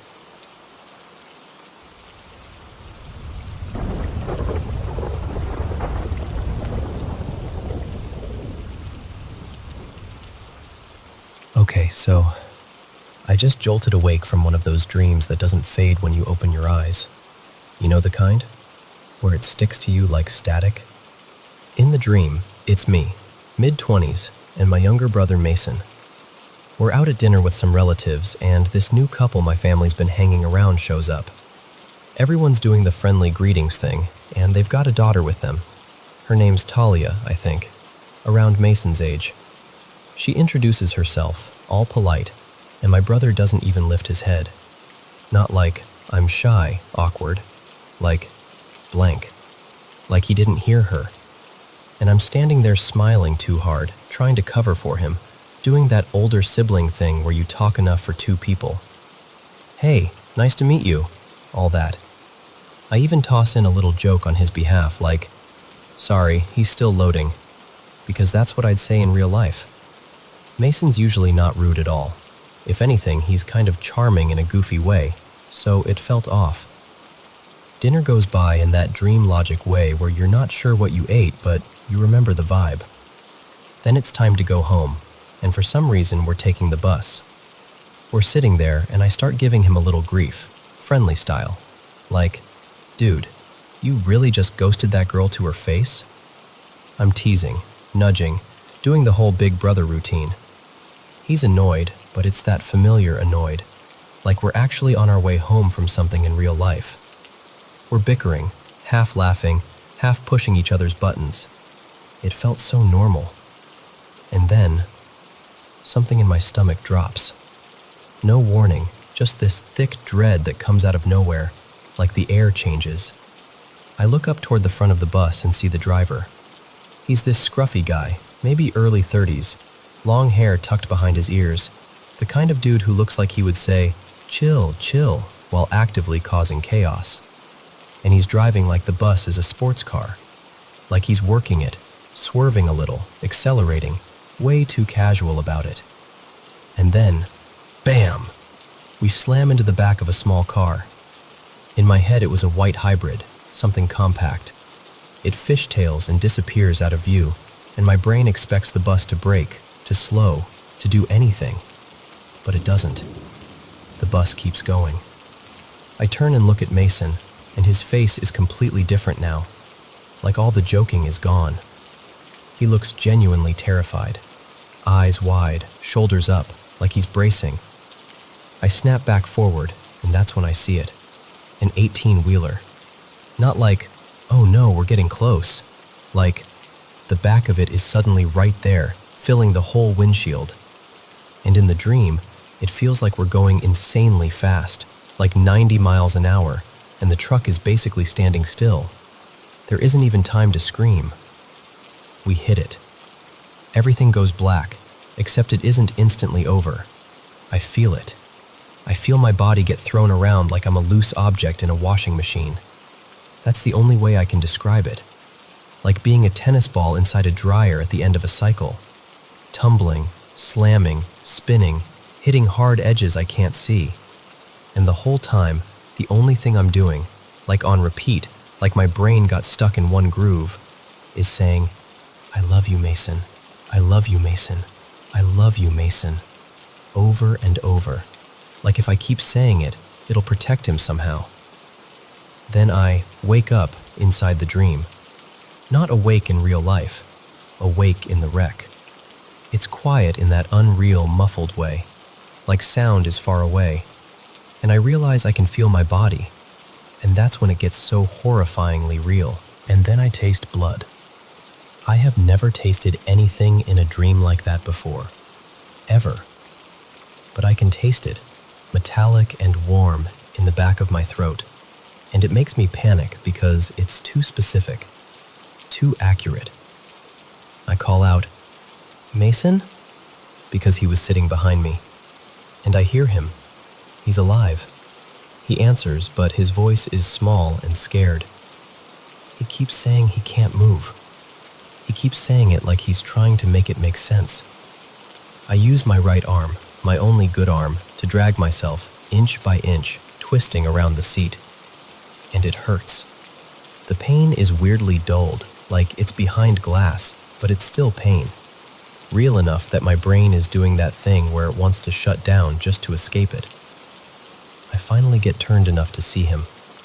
He's slumped against the window, eyes on me, but he can't move his arms, can't shift his body, just stuck there, trapped in his own skin, and the look on his face. God, it was the worst part. Not screaming, not dramatic, just pure fear and helplessness. I start telling him it's okay. I don't even know why. It clearly isn't okay.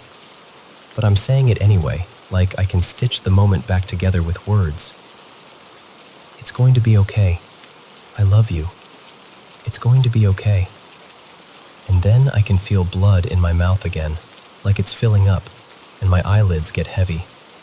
That heavy, sinking, you're about to pass out feeling. And I realize I'm getting sleepy in the dream, which is such a nightmare detail because it feels like dying. So I keep talking, fighting the sleep, telling him to tell our parents I love them, telling him to tell our other brother too. Like I'm trying to leave messages behind because I don't trust I'll get another chance. And then I kind of fade out, like someone dimmed the lights.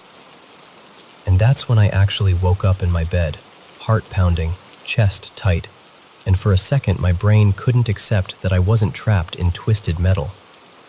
Even after I was fully awake, my chest still hurt a little in real life, like my body remembered.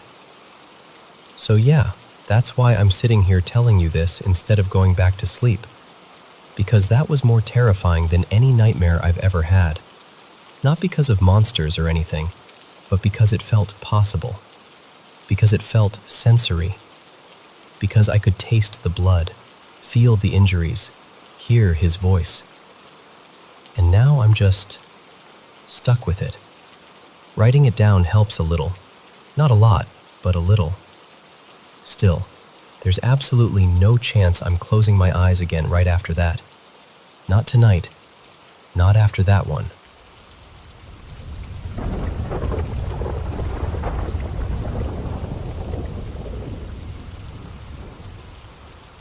So, I was about 8, maybe 9, and I'm sitting on the swings at my elementary school playground. Not swinging, not playing, just sitting there, letting my feet drag little half moons in the dirt because I'd wandered off by myself. The funny part is, my parents actually would have been totally fine with it. The school was close, like a straight shot past a couple intersections, but I didn't really know that at the time. So I always took this longer, looping route home. It felt safer in my kid brain, even though it turned a quick walk into this whole 20-minute trek. Anyway, I'm alone on the swings when this pale silver sedan rolls by, slow enough that I notice it. And it's playing this tune, an instrumental nursery rhyme. You know that chiming, dreamy kind of melody ice cream trucks use, where your brain goes, "Oh, that's supposed to be cheerful," but it still makes your stomach tighten. It was like that, but not exactly the ice cream truck song, just close enough to be unsettling. The music gets louder as the car approaches, like normal, but then it passes me and keeps driving, and the music doesn't get quieter. It stays just as loud, like the car never left. I remember squinting at the driver's side, trying to catch a face, anything, but I couldn't. And it wasn't even that the windows were tinted. It looked wrong. Like the inside of the car was steamed up, foggy in a way that didn't make sense, like a bathroom mirror after a hot shower, except it was the whole interior, this hazy blankness that swallowed up any detail. That's when the fear really hit, because now I'm sitting there thinking, okay, either I'm about to get snatched, or there's an ice cream truck somewhere blasting the world's loudest lullaby. And I hated ice cream trucks already because of some creepy TV episode I watched that I was definitely too young to be watching. So I get up and I start walking home, my long way. And this neighborhood, it's big. It's one of those places with wide streets and tons of little side roads. And there's always traffic because it backs onto a big supermarket, and there's a strip mall nearby. On weekends especially, you'd see people unloading groceries, kids biking, cars cutting through. But that day, nothing. I walked and walked, down street after street, turning corners, crossing intersections, and I didn't see a single person. Not one dog walker, not one car, not even someone backing out of a driveway. And the nursery rhyme music is still blasting like it's everywhere at once. That's the part I still can't explain, because it wasn't like it was drifting in and out. It wasn't getting louder or softer like something moving around. It was just there, constant, filling the whole neighborhood like it was coming from the air. And then, because apparently my brain needed extra fuel for panic, I start hearing other sounds too. Mechanical sounds, like wood being cut, like a chainsaw or someone doing construction, that harsh grinding hum. But when I looked around, there was still nobody outside. And a lot of the houses had their curtains pulled or their windows covered, which made everything feel closed off, like the whole area had turned its face away. I swear I was checking behind me every few seconds, scanning driveways, peeking down side streets, trying not to run but also fighting the urge to sprint the whole way home. Then, finally, I turn onto my street, and the music starts to fade. And right as I step onto my front porch, right when my hand is reaching for the door, it stops completely, like it got cut off, clean, instant. I stood there for a second just staring at the door, kind of frozen, because I knew I wasn't imagining it. I didn't have a phone. I didn't have earbuds. There was nothing on me that could have made noise. And it's not like a real ice cream truck would be loud enough to follow me perfectly for 20 minutes without ever getting closer or farther. And I'm telling you, I never saw the car again. I never saw any car. No footsteps, no shadows, no sudden engine sound behind me. Just that song, hanging over everything until I got home. I've replayed it a million times in my head, trying to force it into something normal. A prank, an echo, a neighbor's speaker, anything. But it never fits. I still don't know what happened that day. I just know it felt like something noticed me. Like something followed me without actually being there. And even now, if I hear a nursery rhyme melody drifting through the air at the wrong time of day, my stomach drops every single time.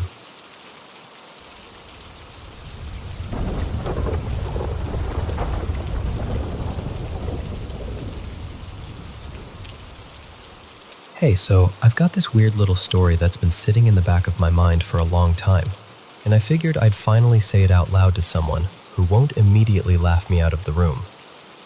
A while back, late night, doom scrolling, you know the vibe, I stumbled across this anonymous post on some grimy corner of the internet. Not even one of the cool corners.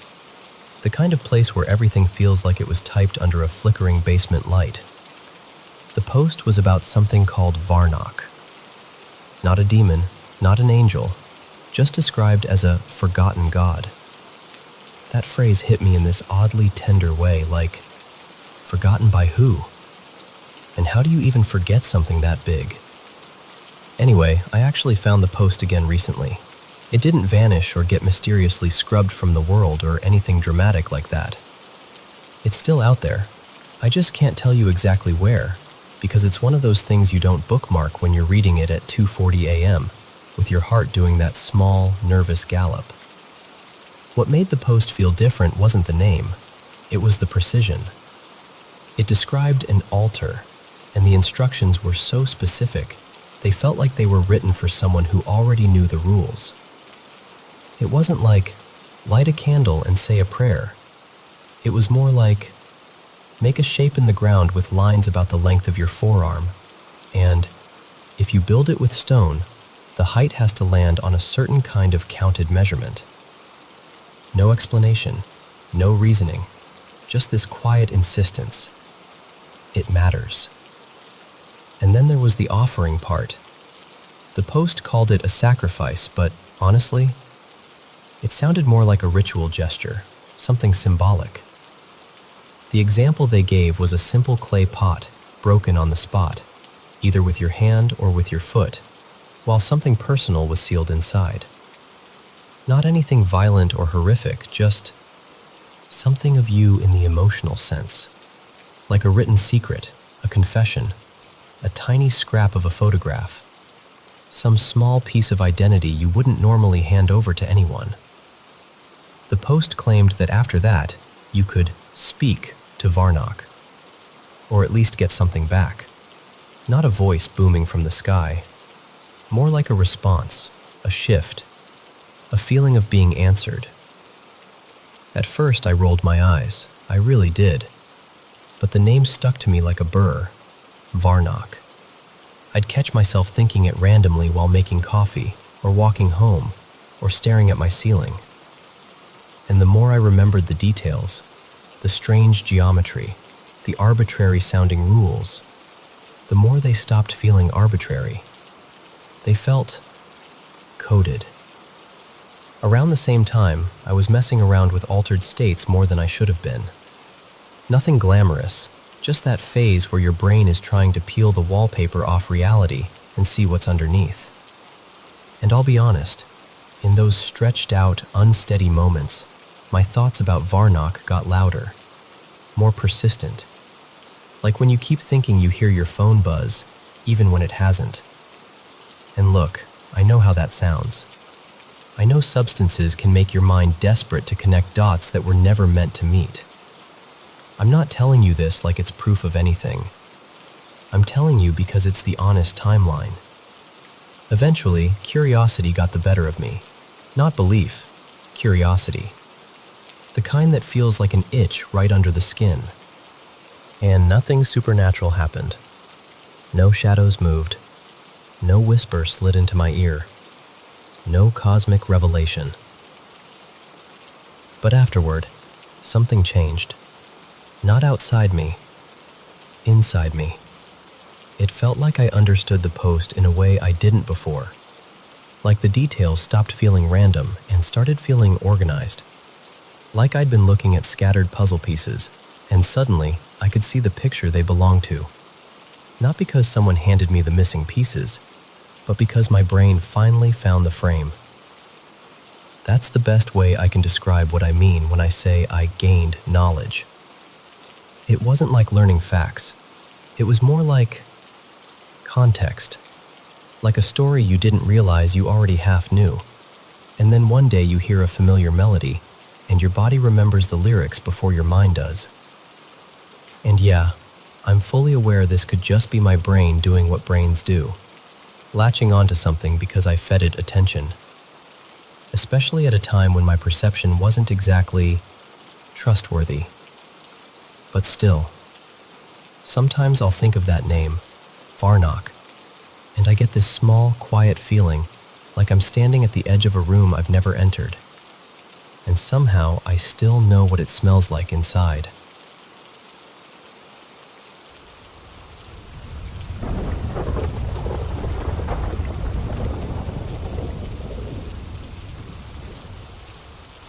Okay, so I want to say this carefully because I know how it sounds. I'm not someone who thinks death is some big cosmic conspiracy. I get it. Life ends, and we lose the ones we love. But there have been a few things my family lived through that, I don't know, they leave this itch in my brain that won't go away. And yeah, maybe it's grief talking. Maybe it's my heart trying to make sense of pain. But let me tell you why I keep circling back to this feeling that something wasn't right. So, a little over a year and a half ago, we lost my childhood cat. His name was Milo. We knew he was nearing the end, and I stayed with him through all of it. I held him while he took his last breath, right there in my arms. And I'm being honest when I say that's an image I never want to relive. You expect pets to leave someday, but you never really expect it, you know? What messes with me is what happened not long before he started going downhill. There was this brutal storm, one of those nights where the rain hits the windows like it's trying to get in, and the thunder feels like it's shaking the bones of the house. It was late, like 2 in the morning, maybe even closer to 3. And my mom, Jenna, heard Milo making this awful sound. Not just meowing, not just scared cat noises, screaming. It was so intense she bolted out of bed. When she came out, she found him planted in the middle of the living room, body stiff, eyes locked on the big front windows like he was staring straight through them. And here's the part I always hesitate to say out loud, because I'm still trying to decide if I believe it myself.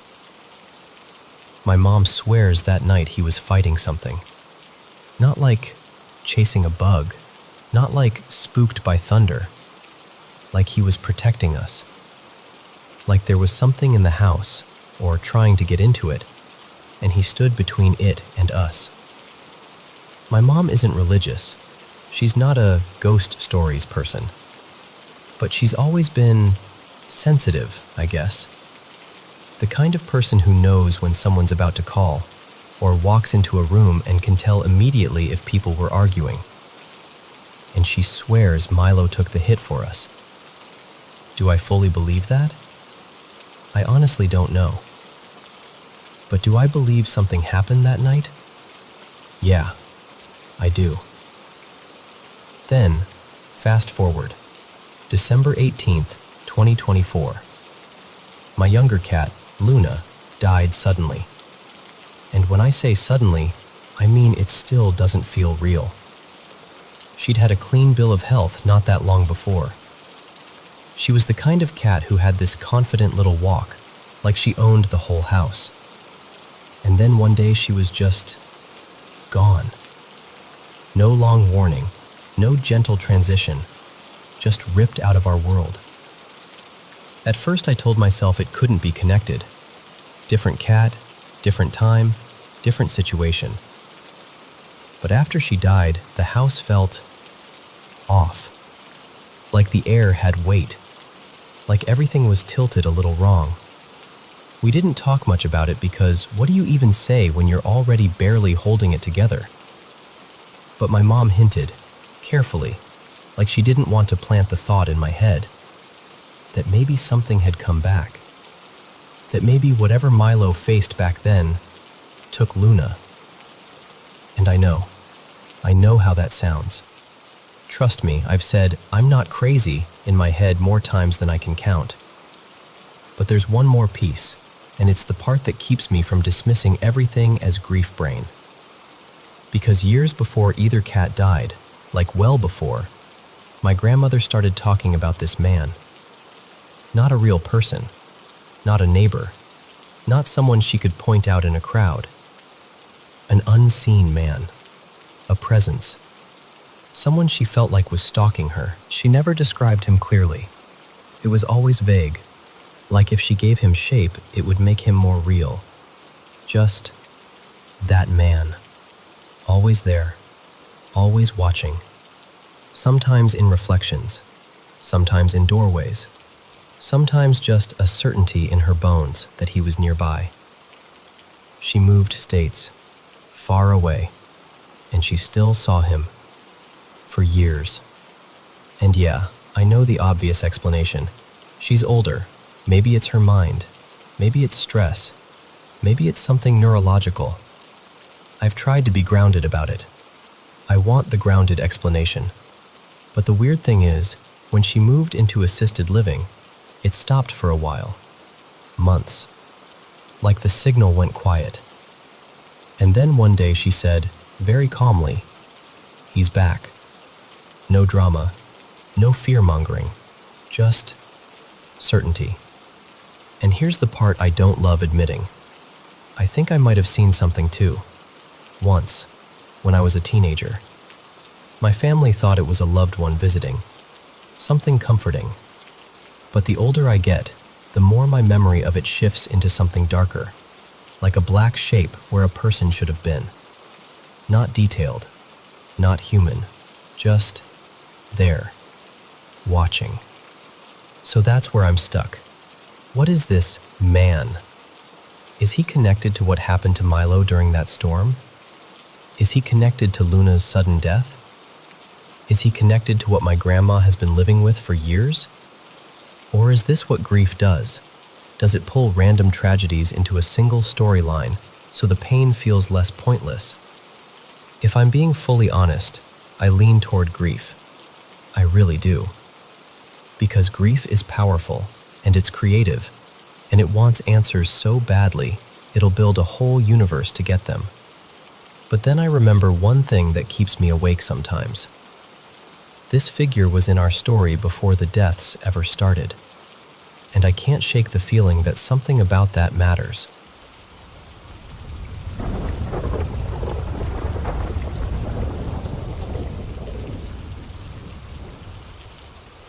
Hey, it's been a minute. I'm not really someone who posts online. I'm more of a quiet reader, you know? But I've been sitting with this for a while, and I keep coming back to it. So, I figured I'd just tell it the way it happened. So, my partner Mara and I moved to Buenos Aires recently. Well, not the center, more like a calmer neighborhood that still feels alive. We came because it honestly feels like a place where young people can build something, and we were ready to start our life together for real. Nothing fancy, but steady jobs, decent pay, enough to rent a small 2-room place with a separate kitchen, which sounds like a tiny detail, but trust me, when you cook a lot, it matters. The building itself is old, like you can feel it in the walls. The kind of place where doors swell when it rains and the hallway lights buzz even when everything's fine. It's not scary exactly, just aged, lived in. When we moved in, the landlord mentioned the woman next door, an elderly neighbor named Elena. He said she was sweet, liked to chat. And yeah, she really does. I've always had a soft spot for older people. So many of them spend their days alone. Sometimes all it takes is 10 minutes of listening to make someone feel human again. Anyway, maybe 2 weeks after we settled in, Elena rang our bell and asked if I could help with her door. It was sticking. I went out, fixed it, and then she did what she always does. She talked. About the weather, the building, her knees, the city, her childhood, all of it. And then, kind of casually, like she was telling me the time of day, she mentioned the woman who lived in our apartment before us. She said the previous tenant was older too, sick for a long time, and that she had died. In the bedroom. Our bedroom. The same room Mara and I slept in every night. Now, here's the thing. Before Elena ever told me that, Mara had already been saying she felt uncomfortable at night. Not in a dramatic way, just uneasy, like she couldn't fully relax. She'd wake up and stare at the corner of the room, like she was trying to figure out what she'd heard or felt. One night, this was maybe our first month there, she whispered that she'd felt the blanket tug, like someone had pulled it toward the foot of the bed, at around 3 a.m. After Elena told me about the death, those little things stopped feeling like maybe the apartment's settling, or maybe we're stressed, and started feeling directed, like something was aware of us. And then stuff started happening to me too. I'd feel the sheets move when I was completely still. Once, I felt something cold brush my ankle, like fingertips, quick and light. Our bedroom door would swing shut with this heavy click even when there was no breeze, no open windows, nothing. Not every night, but often enough that it became a pattern, and patterns mess with your head. This felt restless, like something stuck, like a person knocking on glass from the other side. So we did something simple. We asked a local church if someone could come bless the apartment. Not because we were trying to wage war with a ghost or whatever, more like setting a boundary, saying, "This is our home now. If you're here, you don't get to hurt anyone." A priest came. He said prayers, walked through the rooms, sprinkled holy water, the whole thing. The apartment felt lighter afterward, not instantly perfect, but calmer. And then, about 2 weeks later, I had the most vivid experience I've ever had. Half dream, half something else. I don't even know what to call it, but it felt like I moved through it in stages, like 3 separate scenes. First stage, I'm asleep, but I know I'm in my bed. I can feel the mattress, the weight of the blanket. And then I feel a cold hand clamp onto my shoulder, the shoulder closest to Mara. It wasn't her. I knew it immediately. That kind of knowing doesn't come from thought. It's just certainty. Second stage. Suddenly, Mara and I are both sitting upright in bed. The room is dark, quiet, freezing. And I'm telling her, we need to cleanse. We need to wash it off. And then we're doing it, both of us, pouring water over ourselves like we're washing in the darkness. No talking, just that soft sound of water and breathing. It felt ritualistic, like something we were being pushed to do. Third stage. This is the part that still makes my stomach tighten. I'm upright again, in the same cold darkness, and I hear the building buzzer. In our place, the intercom is way back near the kitchen, so you have to cross the whole apartment to answer it. So I get up and start walking down the hallway. And as I pass the front door, I see her. A woman. Old. Heavy-set. Dressed like someone from another era. Thicker fabric. Shapeless clothes.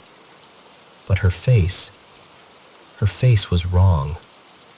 It was there, but there were no features. No eyes, no mouth, no nose. Just blank skin where a face should have been, like it had been smoothed over. And she wasn't walking. She was gliding toward me. I panicked and shot backward, away from her.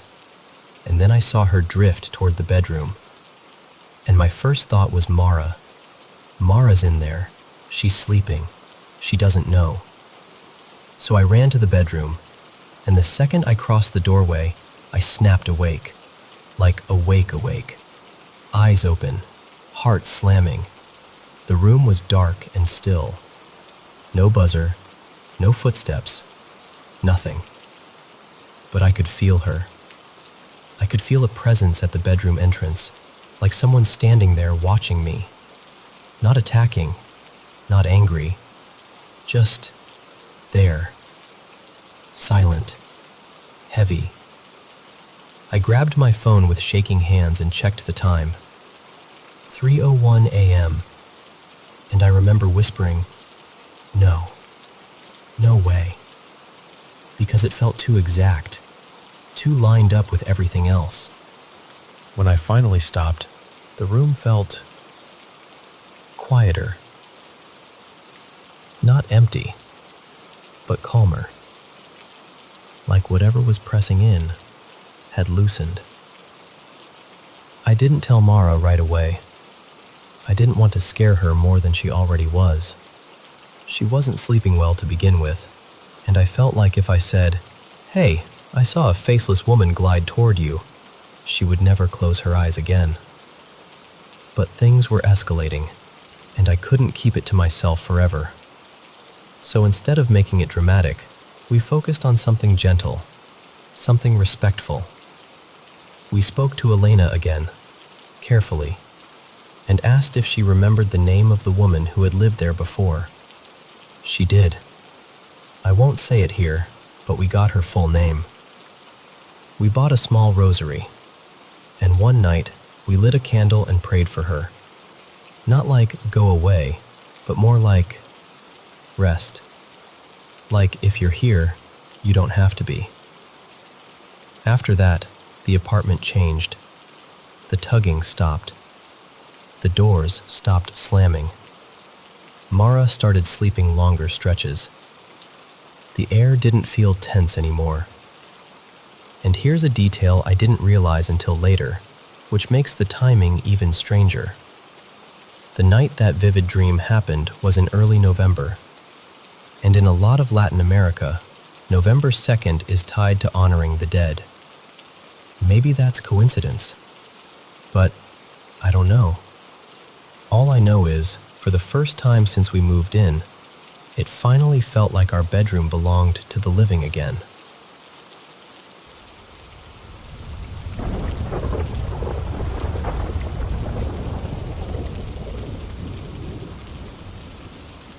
So before I start, I just want to say, I know this could have been nothing more than a deeply unsettling coincidence. I'm not religious, I'm not into anything occult, I don't mess with rituals or any of that.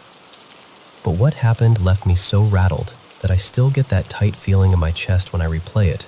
So, I'm just going to tell you exactly how it went down, and you can decide what you make of it. This was in December 2025, late in the month, like a random weeknight. I'd been fine, normal routine, decent headspace, no big stress spiral, no weird stuff going on at home. I take my meds the way I'm supposed to, and they've never done anything dramatic to me. I'm a heavy sleeper. I've never had sleep paralysis. My dreams are usually the boring kind that evaporate the second I open my eyes. But that night, I fell asleep like usual, and then it was like I dropped straight through the floor. The first thing I remember is this endless black space, like a void, with smoke curling around everywhere, thick and choking. And I'm not floating. I'm not standing. I'm pinned down on this slab of stone that is so hot I can feel my skin blistering against it. I'm screaming, like full-throat animal screaming. I'm naked. My arms and legs are restrained wide, spread out like I'm being displayed. And I just knew, with that horrible dream certainty, I just knew I was about to die. Then the darkness shifts into a full-on hellscape. Flames everywhere. The air feels heavy and toxic, like breathing is a punishment. I'm burning, panicking, desperate, terrified of what comes next. And the sounds, I can still hear them in my head, like grinding metal, machinery shrieking, distant crying, other people, I think, screaming the kind of screams that sound like they'll never end. And then these disgusting wet noises, like slurping and growling, coming from all around me. That's when I realize I'm surrounded. Hundreds, maybe thousands of these small, devilish creatures. Not big, towering demons, more like 2 feet tall, maybe 3. They're crowded in tight, jostling like excited kids at a parade, except it's not cute, it's horrifying. And they're touching me, stroking my arms, my legs, my stomach, like they're waiting their turn, like they're thrilled I'm there. And then one of them climbs up onto my chest. It's calm about it, like it's done this 1,000 times. It pulls out a blade, short, ugly, sharp, and drives it into my throat right under my chin. And then it drags the blade downward, slowly, like it's unzipping me. It slices all the way down my body, straight through my abdomen, and I can feel it. I'm crying so hard I can't even breathe, and I'm begging, and it doesn't matter. I look down, still fully aware, like I'm awake inside my own nightmare, and my insides are exposed. And here's the part that makes no sense, but was so vivid it makes me nauseous. My ribs aren't normal. They peel open outward on both sides like they're unfolding, like wings. And they stretch so far, like ridiculously far, like long banquet tables running off into the distance. The weirdest detail is they don't even look like human ribs. They look like barbecue ribs, like the kind you'd see in a restaurant, glossy, sauced, almost cartoonishly meaty. I remember thinking, in the middle of all that pain, why do they look like food? And before I can even process it, those little creatures start feasting. They swarm. They bite and chew and pull and gnaw, making these awful, satisfied noises, like they're in pure bliss. And I feel every bite, every tug, every tiny mouth on me. I'm screaming so hard my throat feels shredded, and I'm thinking, how am I not dead yet? How am I still here? And then I wake up. I jolt up, gasping like I've been held underwater. My pajamas are soaked through. It's still dark, around 5 a.m., something like that. My husband, Ethan, was already awake, staring at me like he'd seen a ghost. He tells me I was digging my nails into his arm hard enough to leave marks. He said I was thrashing, jerking, making these strained sounds, and he thought I was having some kind of medical emergency, so he shook me awake. I just sat there shaking, trying to convince myself it was only a nightmare. Only a nightmare. Only a nightmare. And then, because life doesn't pause just because your brain decided to traumatize you, I got up and went to work. I felt drained and strange all morning, like my skin didn't fit right. But I told myself to drop it. Lock in. Be normal. My office is in this weird spot, off a service road near a busy highway, but surrounded by dense woods. It's quiet. Like, too quiet. We almost never get random visitors. No foot traffic, no people wandering in, nothing. If someone pulls into our lot, it's usually because they absolutely meant to be there. Around lunch, I'm chatting with my coworker, Lena, and somehow it comes up. I don't even know why I told her, but I did. I gave her the whole story. The void, the heat, the creatures, the ribs. She's making that horrified face people make when they're entertained, but also genuinely disturbed. Then we move on. Work stuff. Emails. The day keeps rolling. About an hour later, Lena looks out the window and goes, "Oh my God, no way, look." I turn my head, and I swear to you, a barbecue catering truck is pulling into our parking lot. Not even like a generic one. A real branded truck, clear as day, rolling right up like it belongs there. A woman in uniform comes in, super friendly, cheerful, holiday energy. She introduces herself and says she's stopping by nearby businesses to remind them they do holiday catering, and if we're planning any kind of office gathering, to keep them in mind. She hands us her card, a menu, the whole spiel. And then she pulls out this insulated bag and goes, "And here, free samples. Happy holidays." She sets down 2 little boxes and leaves like it's the most normal thing in the world. The second I open the lid, my stomach drops. Cornbread and a portion of barbecue ribs. My skin went cold hot, goosebumps everywhere. Lena just stared at it, and I could tell by her face she was feeling the exact same thing, like our brains were trying to reject reality for a second. I actually had to sit down because my knees felt weak. It was like the dream reached out and tapped me on the shoulder in broad daylight. And that's it. That's the whole chain of events. I keep circling the same questions. Was my brain doing that thing where it turns stress into horror? Was it dredging up something I haven't dealt with? Was it trying to tell me there's something in my life that's eating me alive and I'm ignoring it? Or was it genuinely just a coincidence so specific it feels personal? I don't know. I honestly don't. I just know I've never had a nightmare that detailed, that physical, that real. And I've never had the universe, fate, chance, whatever you want to call it, answer it back with a box of ribs at noon.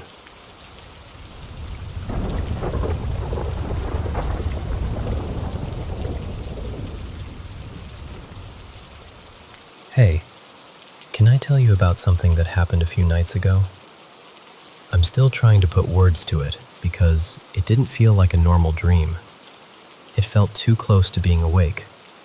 So I'm lying in bed, trying to fall asleep. Nothing unusual, just that drifting, heavy feeling. And then out of nowhere, my body hits that sudden drop sensation, like the floor disappears under you for a split second. I've felt that before, so at first I thought, okay, just one of those sleep things. But right after that, this sound slammed into my ears. Not a gentle ringing, not the usual high-pitched buzz. It was intense and weirdly organized, like waves, like the pitch was rising and falling in rapid pulses, almost like something was sweeping up and down through different frequencies. It felt like it filled my whole head. And then I slipped into what I can only describe as a dream, except I didn't feel fully asleep. It was like I was caught in the doorway between sleeping and waking. My eyes were closed, but I could see the dream vividly. And at the same time, I felt my body in bed, like I was barely moving, barely there, stuck halfway. In the dream, this presence started talking to me. Only it wasn't vague or symbolic like dreams usually are. It was direct. It told me there was some kind of punishment on me, like a curse for things I'd done, choices I'd made. The words were heavy, like they were meant to sink in and stay. And after that, everything went warped. The whole scene twisted into something almost psychedelic, colors bending, shapes stretching, reality turning rubbery. Suddenly, I was in a school building, like a hallway outside a classroom. A woman, maybe a teacher or some kind of administrator, walked right up to me like she'd been waiting. She held up this picture of me, but it was horribly distorted, like my face had been pulled apart and shoved back together wrong. She smiled like she had leverage, like she was enjoying it, and she said she was going to post it everywhere for everyone to see. And then she told me I was done, kicked out, expelled. That's when it got even more unsettling, because while I was still in the dream, I also felt like I was in my bed. And I remember thinking I'd opened my eyes, except I don't think I actually did. I felt trapped inside myself. But somehow, in that hazy state, I reached for my phone and started texting. I messaged my girlfriend, her name's Mira, and I told her I'd been expelled, like it was real and happening right then. Like I needed her to know immediately. But even inside the dream, something kept glitching.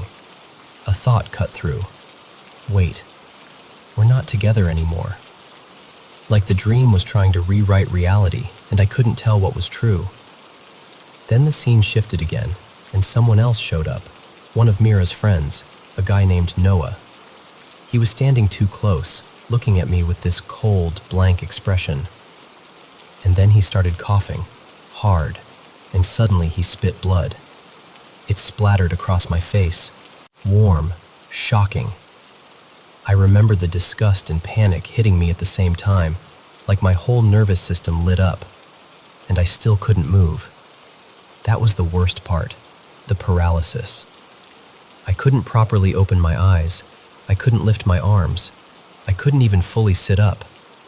I felt like I was trying to scream through cement. Then I heard something in my apartment. I heard the front door open. And instantly, this rush of thoughts flooded in, intrusive, loud, relentless, telling me that the presence from the dream had crossed into my real space, that it had come for me, that it was in my apartment, that it knew I was awake. And right as I committed to that, the sound came back. The same ear-splitting wave tone, only stronger. So strong it felt physical, like pressure being driven straight into my ears. It surged in these brutal oscillations, up, down, so overwhelming I genuinely thought I might go deaf. It felt like falling again too, but amplified, like being yanked downward through the bed. And then, snap. I was back, fully awake, in my room, in my bed. My heart pounding like I'd been running for my life. My ears actually hurt, like I'd just been blasted by something. And the first thought that hit me, before anything else, was, call an ambulance. That's how scared I was. Not, oh, that was a bad dream, scared. More like, something is wrong with me, and I might not be safe, scared. And what messes with me most is this. The whole time, it didn't feel like I was asleep in the normal way. It felt like I was awake, trapped in a nightmare that had leaked into the room with me. I keep replaying it, trying to figure out where the line was, where dreaming ended and reality began, because in that moment, I honestly couldn't find it.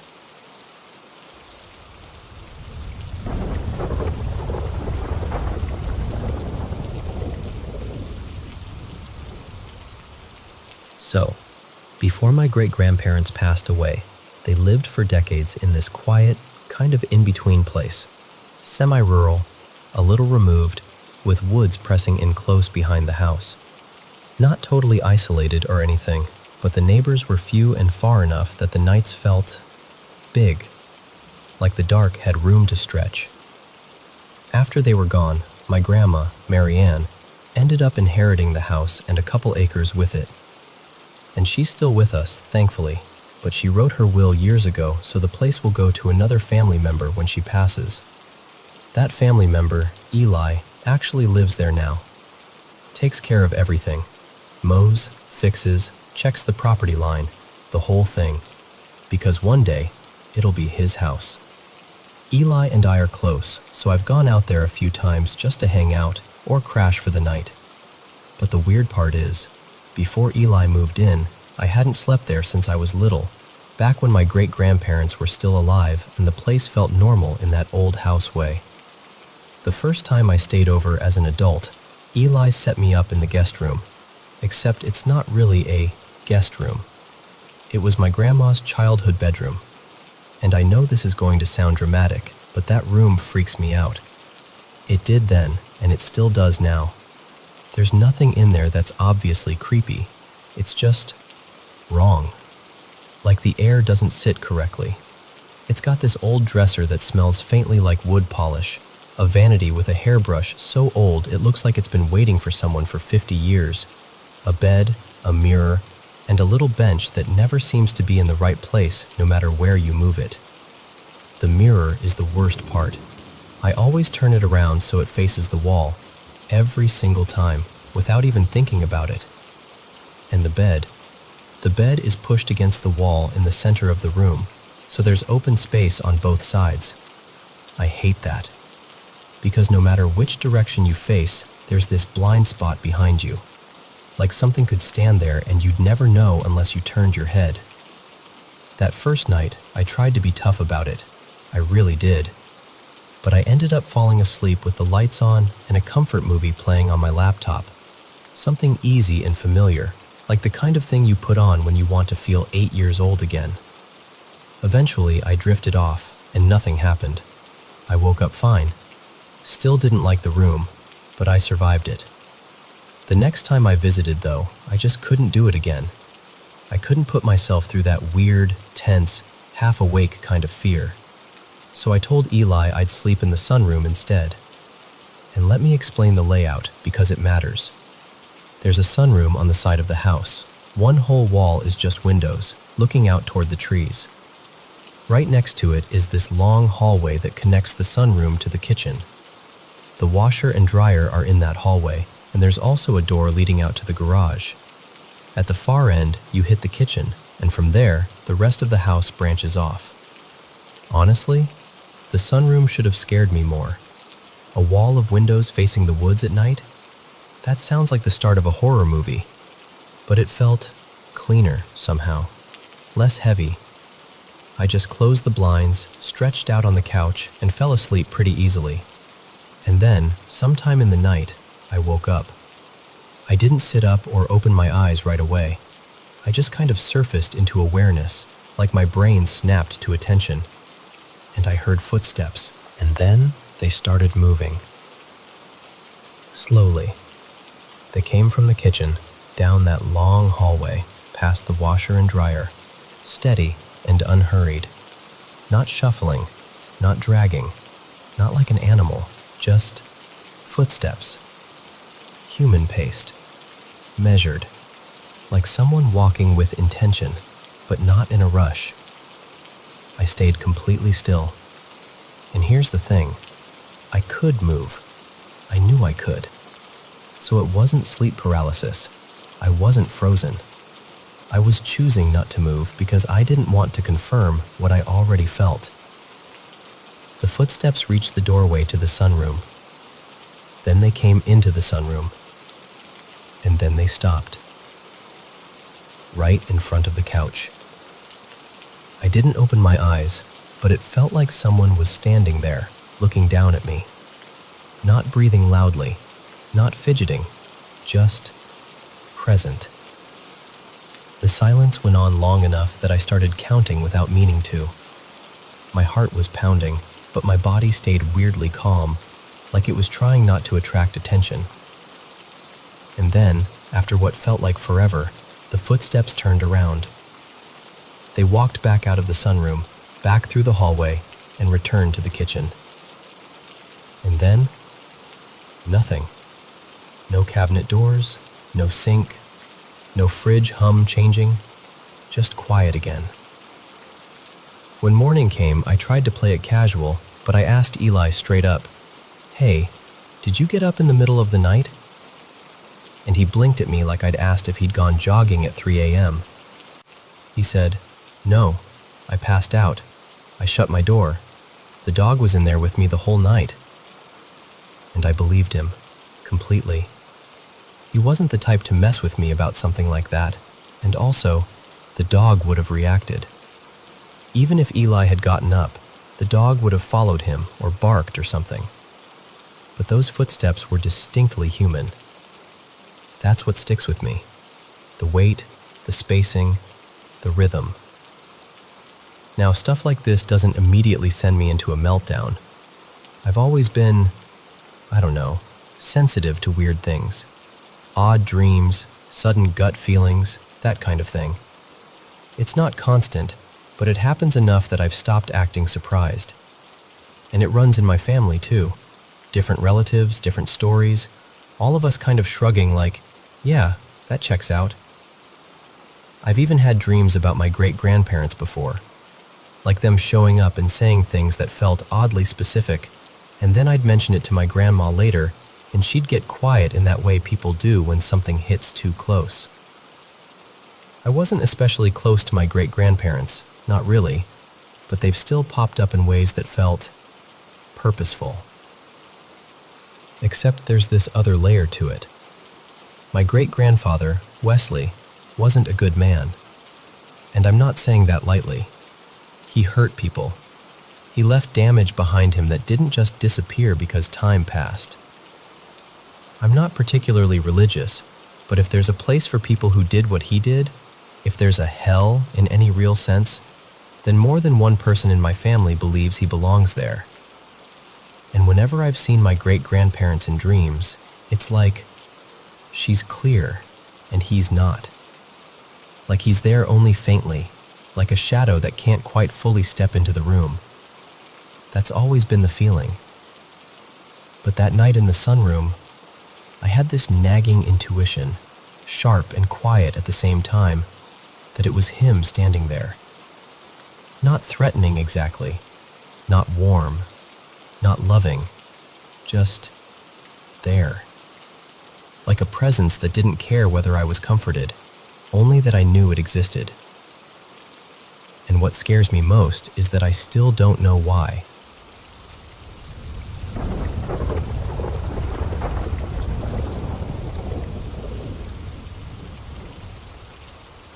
So, I've got to tell you about this house. It used to belong to my grandparents, and I swear, it has always had something in it. Not like movie jump scare something, more like a presence that's been living alongside the family for as long as anyone can remember. My partner, Eli, he's 29, and I'm 30, ended up inheriting the place last spring, and once we started actually living in it full time, it got weird. Not run for your life weird, just strange in a way that makes you pause mid-step. Here's some background that matters. My grandmother, Marisol, was the real deal. She practiced for years, and when I was little, she taught me a lot of what she knew. Quiet, respectful stuff. The house is still heavily protected because of her. Like, you can almost feel it. People come over and say it feels calm, even if they can't explain why. Both Marisol and I were always sensitive too. The kind of sensitive where you can walk into a room and instantly know if something is off, even if nothing is happening. And according to her, there was always this shadow in the house.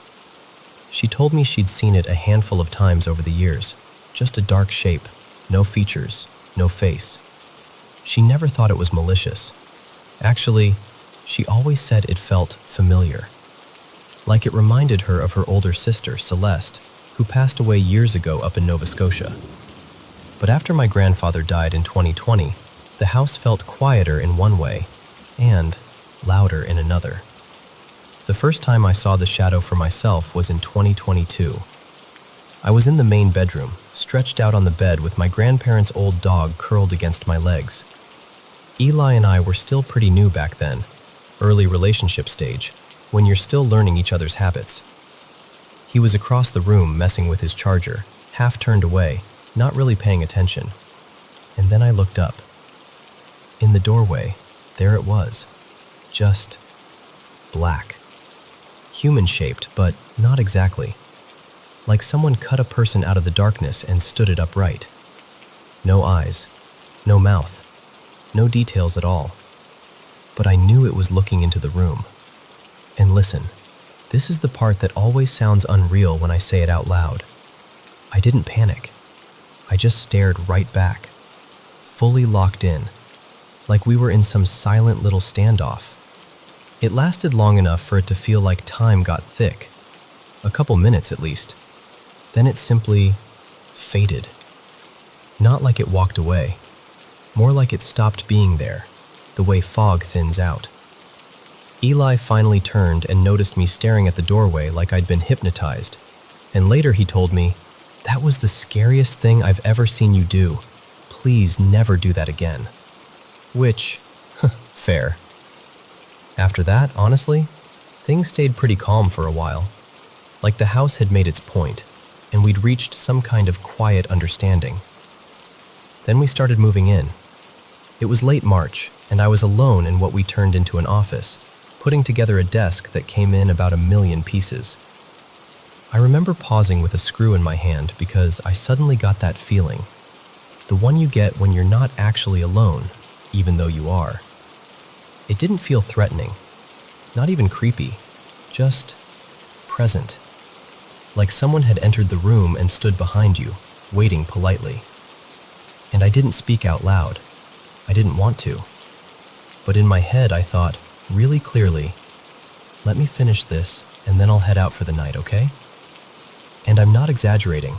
Whatever it was, it just left. The air changed. The pressure lifted.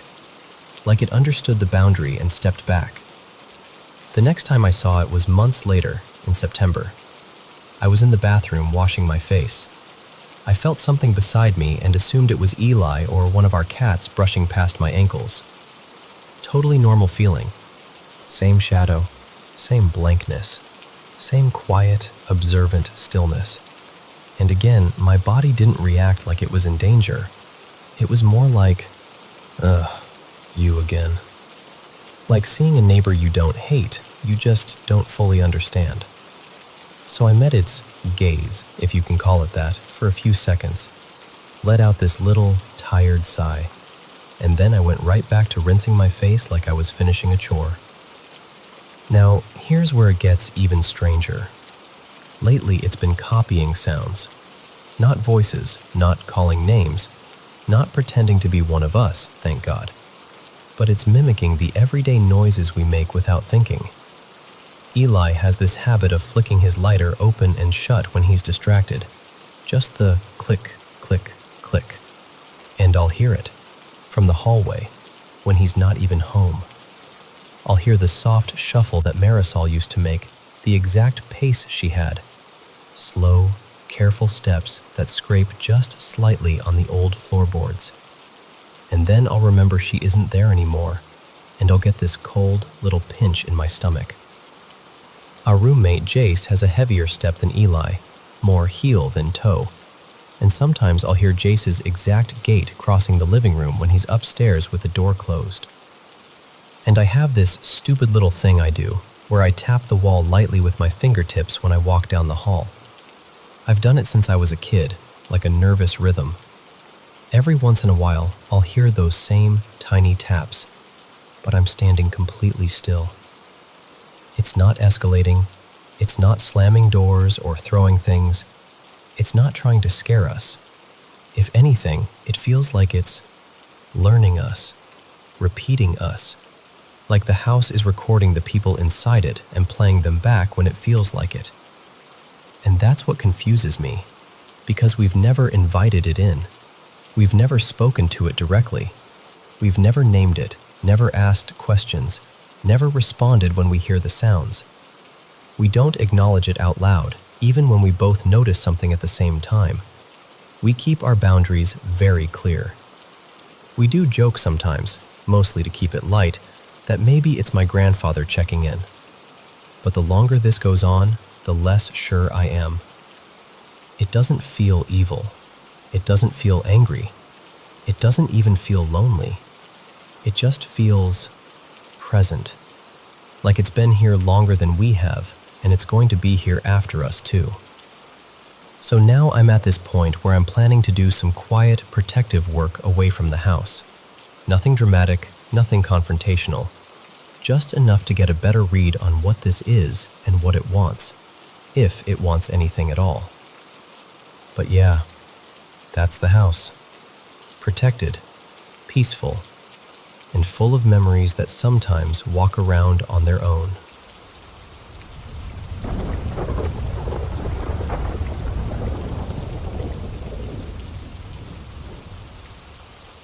Hey, so this is kind of hard to admit out loud, but I'm going to tell you anyway, because keeping it in my head has made it feel bigger. I'm 17 in a few months, and for the last few years, since I was about 13, I've felt this intense, unshakable pull to be wearing to this contact interview. If you could be speaking very head. I felt this intense, unshakable pull. The last fourth teen has been only new through old articles and documentaries. Not a celebrity, not a fictional character, a real person who did real, horrifying things.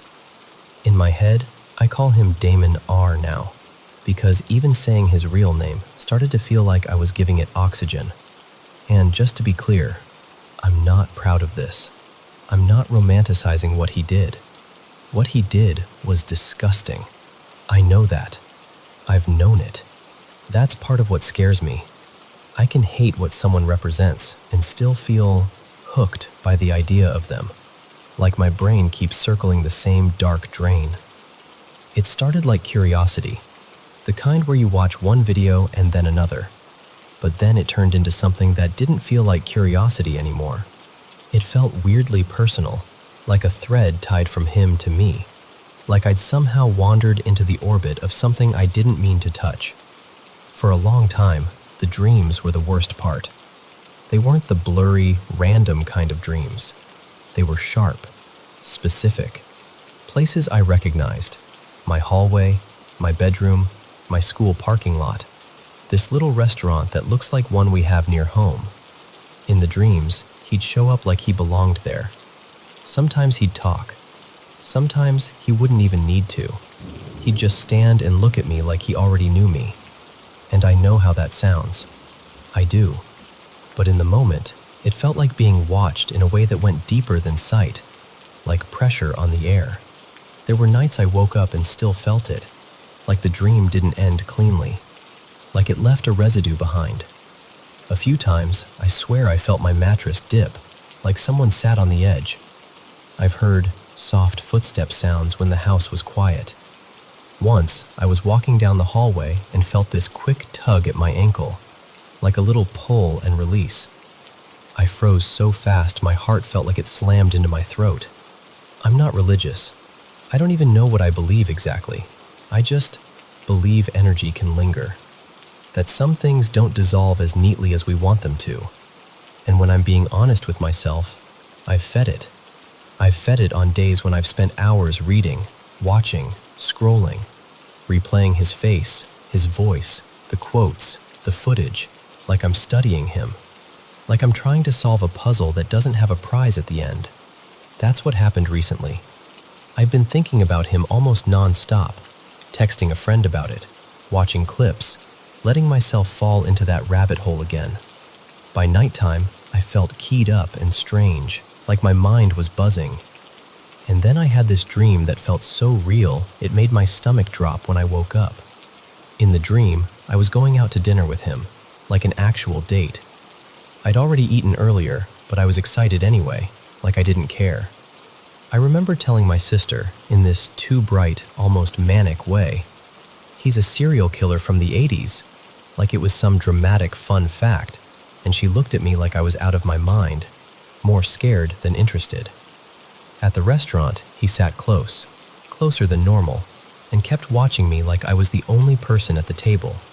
He slid his hand under the table and gripped my thigh, like he was testing boundaries, like he wanted to see if I'd flinch. And here's the part that makes me feel sick to say. I wasn't scared in the dream. Not the way you'd expect. He was charming in that polished, predatory way. Handsome, smooth, confident. Like he knew exactly how to play the room. He held doors. He smiled at strangers. He acted like a gentleman, and the whole time, I felt this awful, confusing sense of chemistry. Like my brain was responding to the attention, even while another part of me was screaming, "This is wrong. This is dangerous. This isn't love. This is a trap." In the dream, he looked exactly like the videos. Exactly. Same stare, same posture, same way of moving, like he owned every inch of space around him. When I woke up, I didn't feel relieved. I felt watched. My eyes went straight to the mirror across my room, and I had this panicky thought, what if that's how he comes through? Like the dream was a door, and the mirror was a second door. I lay there with my blanket pulled up, listening to every tiny sound, trying to convince myself I was being ridiculous, while also not being able to shake the feeling that something had noticed me back. And that's the scariest part. This idea in my head that I'm chosen, like I'm singled out, like he saw me, liked me, attached to me, and never stopped watching. I'm telling you all of this because I'm trying to hold it up to the light instead of letting it live in the dark where it grows.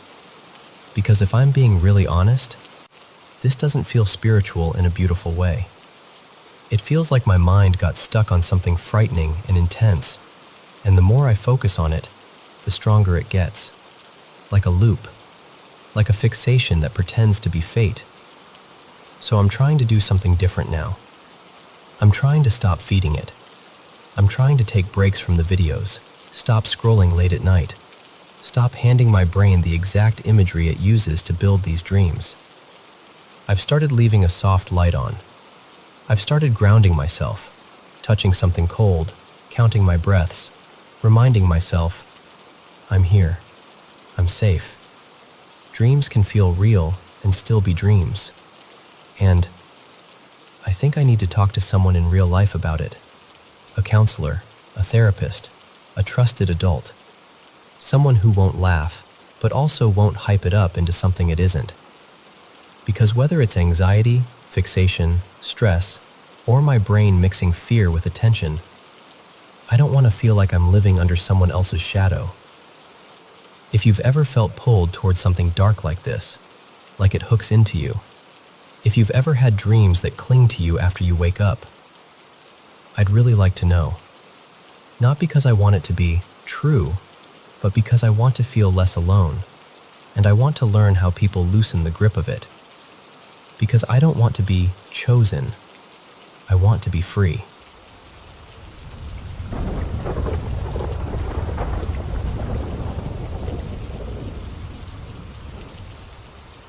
So this happened at some ridiculous hour, somewhere around 3:25 in the morning. I only know that because I checked the time right after, with my heart still kind of thumping like, okay, what was that? Lately, I've been in this really reflective headspace, thinking a lot about spirituality. I've been meditating most nights for, honestly, over a decade, and I'm very familiar with sleep paralysis. I know what it feels like. I know how to steer it, and I've even intentionally slipped into that state during meditation before.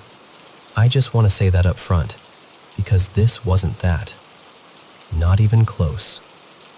That night, I went to bed later than I meant to. I'm the kind of person who gets overstimulated easily, and light is a huge thing for me. My eyes are sensitive, and I sleep best when it's absolutely dark. So my room was the way I always keep it. Blackout curtains, no glow, no streetlight leaks, nothing. Pitch black. I fell asleep on my stomach, face angled toward the wall. And then I woke up because, out of nowhere, this bright light pushed into my vision. Even with my eyes shut, it was too intense to ignore. Like it found me through my eyelids. I opened my eyes and rolled over, and right there, right beside my gecko's tank, someone was standing in the middle of my room. Not like a shadow, not like a vague shape, like a person, a presence, something that had no business being there. For a split second, I was so stunned that my brain tried to file it under sleep paralysis, because what else do you do with something like that? So I blinked, hard, like multiple times. I even pushed myself up, fully sitting. And they were still there. And the weird part is, I wasn't scared. I expected fear. I'm prone to anxiety, and if anything should have set me off, it was this. But what I felt most was this irritated, sleepy annoyance. Like, seriously? Right now? I'm just trying to rest. They were about, maybe 5'10", somewhere around that. Their gender wasn't obvious at all. Nothing about them gave me that kind of male-female read. And they weren't looking at me, not even a little. No dramatic turn of the head, no stare, no acknowledgement. Honestly, it was almost funny, like I wasn't the interesting thing in the room. They were focused on whatever they were holding. It looked like some sort of device, like a tablet kind of, but not exactly. Bigger than a phone, flatter than what I'm used to seeing. And they were fiddling with it like they were checking something or adjusting something, calm as could be. What they were wearing was hard to make out, because the top half of their body was glowing. I couldn't tell if it was a hooded long-sleeve shirt or something more like a hooded cloak. The hood shape was there, but the details got swallowed by the brightness. And when I say bright, I mean bright. I have never seen white like that in my life.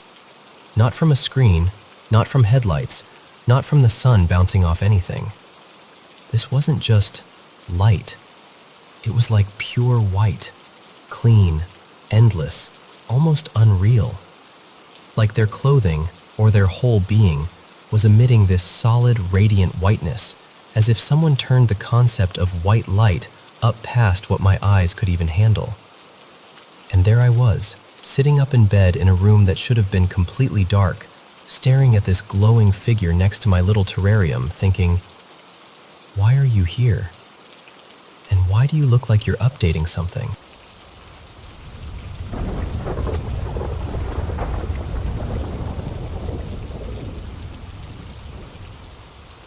So, we rolled into the Sphinx Resort on Friday, January 16th, and I'm not even kidding. I'd already convinced myself it was going to be weird. I did so much research before booking it. Reviews, old forum posts, people saying the place felt outdated, like it swallowed light. And then there were the stories. The tragedies people swear happened there over the years. I'm a pretty spiritual person, and I've been sensitive to energy since I was little, so I was trying to stay grounded and not spiral before we even stepped through the doors. At first, when we walked in, I didn't feel anything dramatic. I just noticed how dim it was, kind of tired looking, like it needed a full reset. But I told myself, whatever, it's a hotel. We're here to have fun. Me and my boyfriend, well, I'll call him Ethan, we got checked in, went up to the room, and everything seemed normal at first. Temperature was fine too, which mattered because I'd read a bunch of complaints about rooms being either freezing or boiling. We go downstairs to gamble for a bit, maybe 40 minutes, and that's where things started to shift for me. I had wandered a couple machines away from Ethan, playing a slot by myself, and this weird uneasiness just slid over me. Like that feeling when you're sure someone's behind you. I kept looking over my shoulder, even though there was no logical reason. And then I hear this sound, like a quick swish, right by my ear. Not in the distance, right there. Like something passed close to my head, like a gust of air, but we were indoors. I tried to laugh it off. We'd had an early flight. I was tired. My brain could be doing that thing where it fills in gaps. But then, a few minutes later, I hear a man call my name. Like clearly. Not a whisper. More like someone I knew, like a friend or a cousin, calling from just a couple steps behind me. And my name isn't common. Like, I almost never hear it out in the world. So I turn around immediately. And there's nobody. Not even like, oh, maybe I missed them. No, there wasn't a single person anywhere close. It was this open pocket of space around me, like 30 feet in every direction, and I'm standing there with my stomach suddenly ice cold. That was the first time I thought, okay, something is off. I tried to brush it aside again because what else do you do? We head back upstairs later, and when we open the door to our room, it hits us like a wall. Hot. Like sauna hot. I look at the thermostat and it's set to 85. I swear it wasn't like that earlier. And I remembered reading posts about thermostats mysteriously changing in that hotel. And I hate admitting this, but I started doing that thing where you try to talk yourself out of your own instincts. Like, maybe I hit a button. Maybe housekeeping did something. Maybe it defaulted. Anything to make it make sense so I could sleep. The next day we weren't in the hotel much. We were out doing stuff, so it was easier to ignore. But we were staying high up, somewhere in the 20s, in one of the towers, and the floor was silent, like unnaturally quiet. We barely saw anyone. No doors opening, no footsteps, nothing. Which sounds nice, but it made it feel empty in a way that didn't feel peaceful. More like abandoned. And I dreaded leaving the room alone. I'm being so serious. The hallway felt dim and heavy. The elevator rides were the worst. Every time I stepped in, I got this sensation like I wasn't alone, even when I was. And in those quiet pockets, hallway corners, waiting areas, the little stretches where it's just you and the hum of the building, I would get overwhelmed by this negative energy that felt almost physical, and then my emotions started getting unpredictable. I would feel dread for no reason. I'd get homesick out of nowhere. I cried over things I normally wouldn't even blink at. Ethan started changing too. He was irritated, edgy, like everything was getting under his skin. We argued more in those couple days than we had in months. And it didn't feel like normal couple tension. It felt like we were being pushed into it, like the room amplified every anxious thought and turned it into a fight. At night, I couldn't sleep in the dark. I left the lights on, which I never do, and I kept hearing these little clicking noises, like a light switch being pressed, or buttons on a landline phone. Little mechanical sounds. Not constant, but enough that every time I'd start drifting off, it would snap me back awake. And the creepiest part? One morning I woke up before Ethan, super early, everything quiet, no TV, no noise, and I heard the same button press sounds again, like something was interacting with things in the room.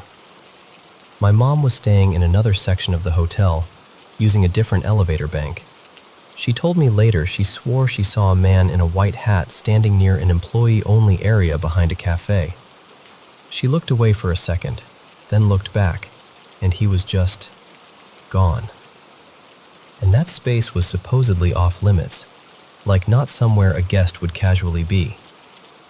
By the last full day, me and Ethan both looked exhausted.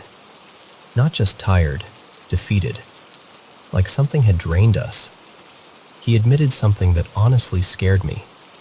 He said he'd never been suicidal in his life, but while we were there, he kept getting this intrusive, hopeless feeling, like a dark voice pushing him toward the edge.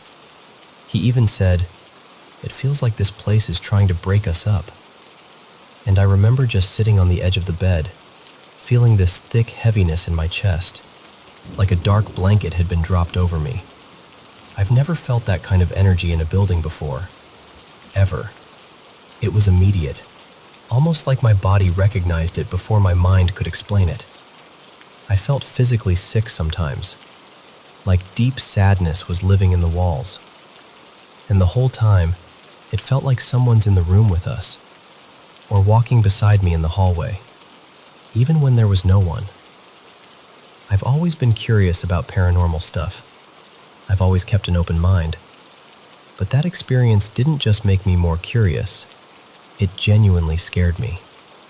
Like scared me to my core, to the point where after we left, I couldn't stop researching, trying to find out if other people had felt it too, especially in the towers.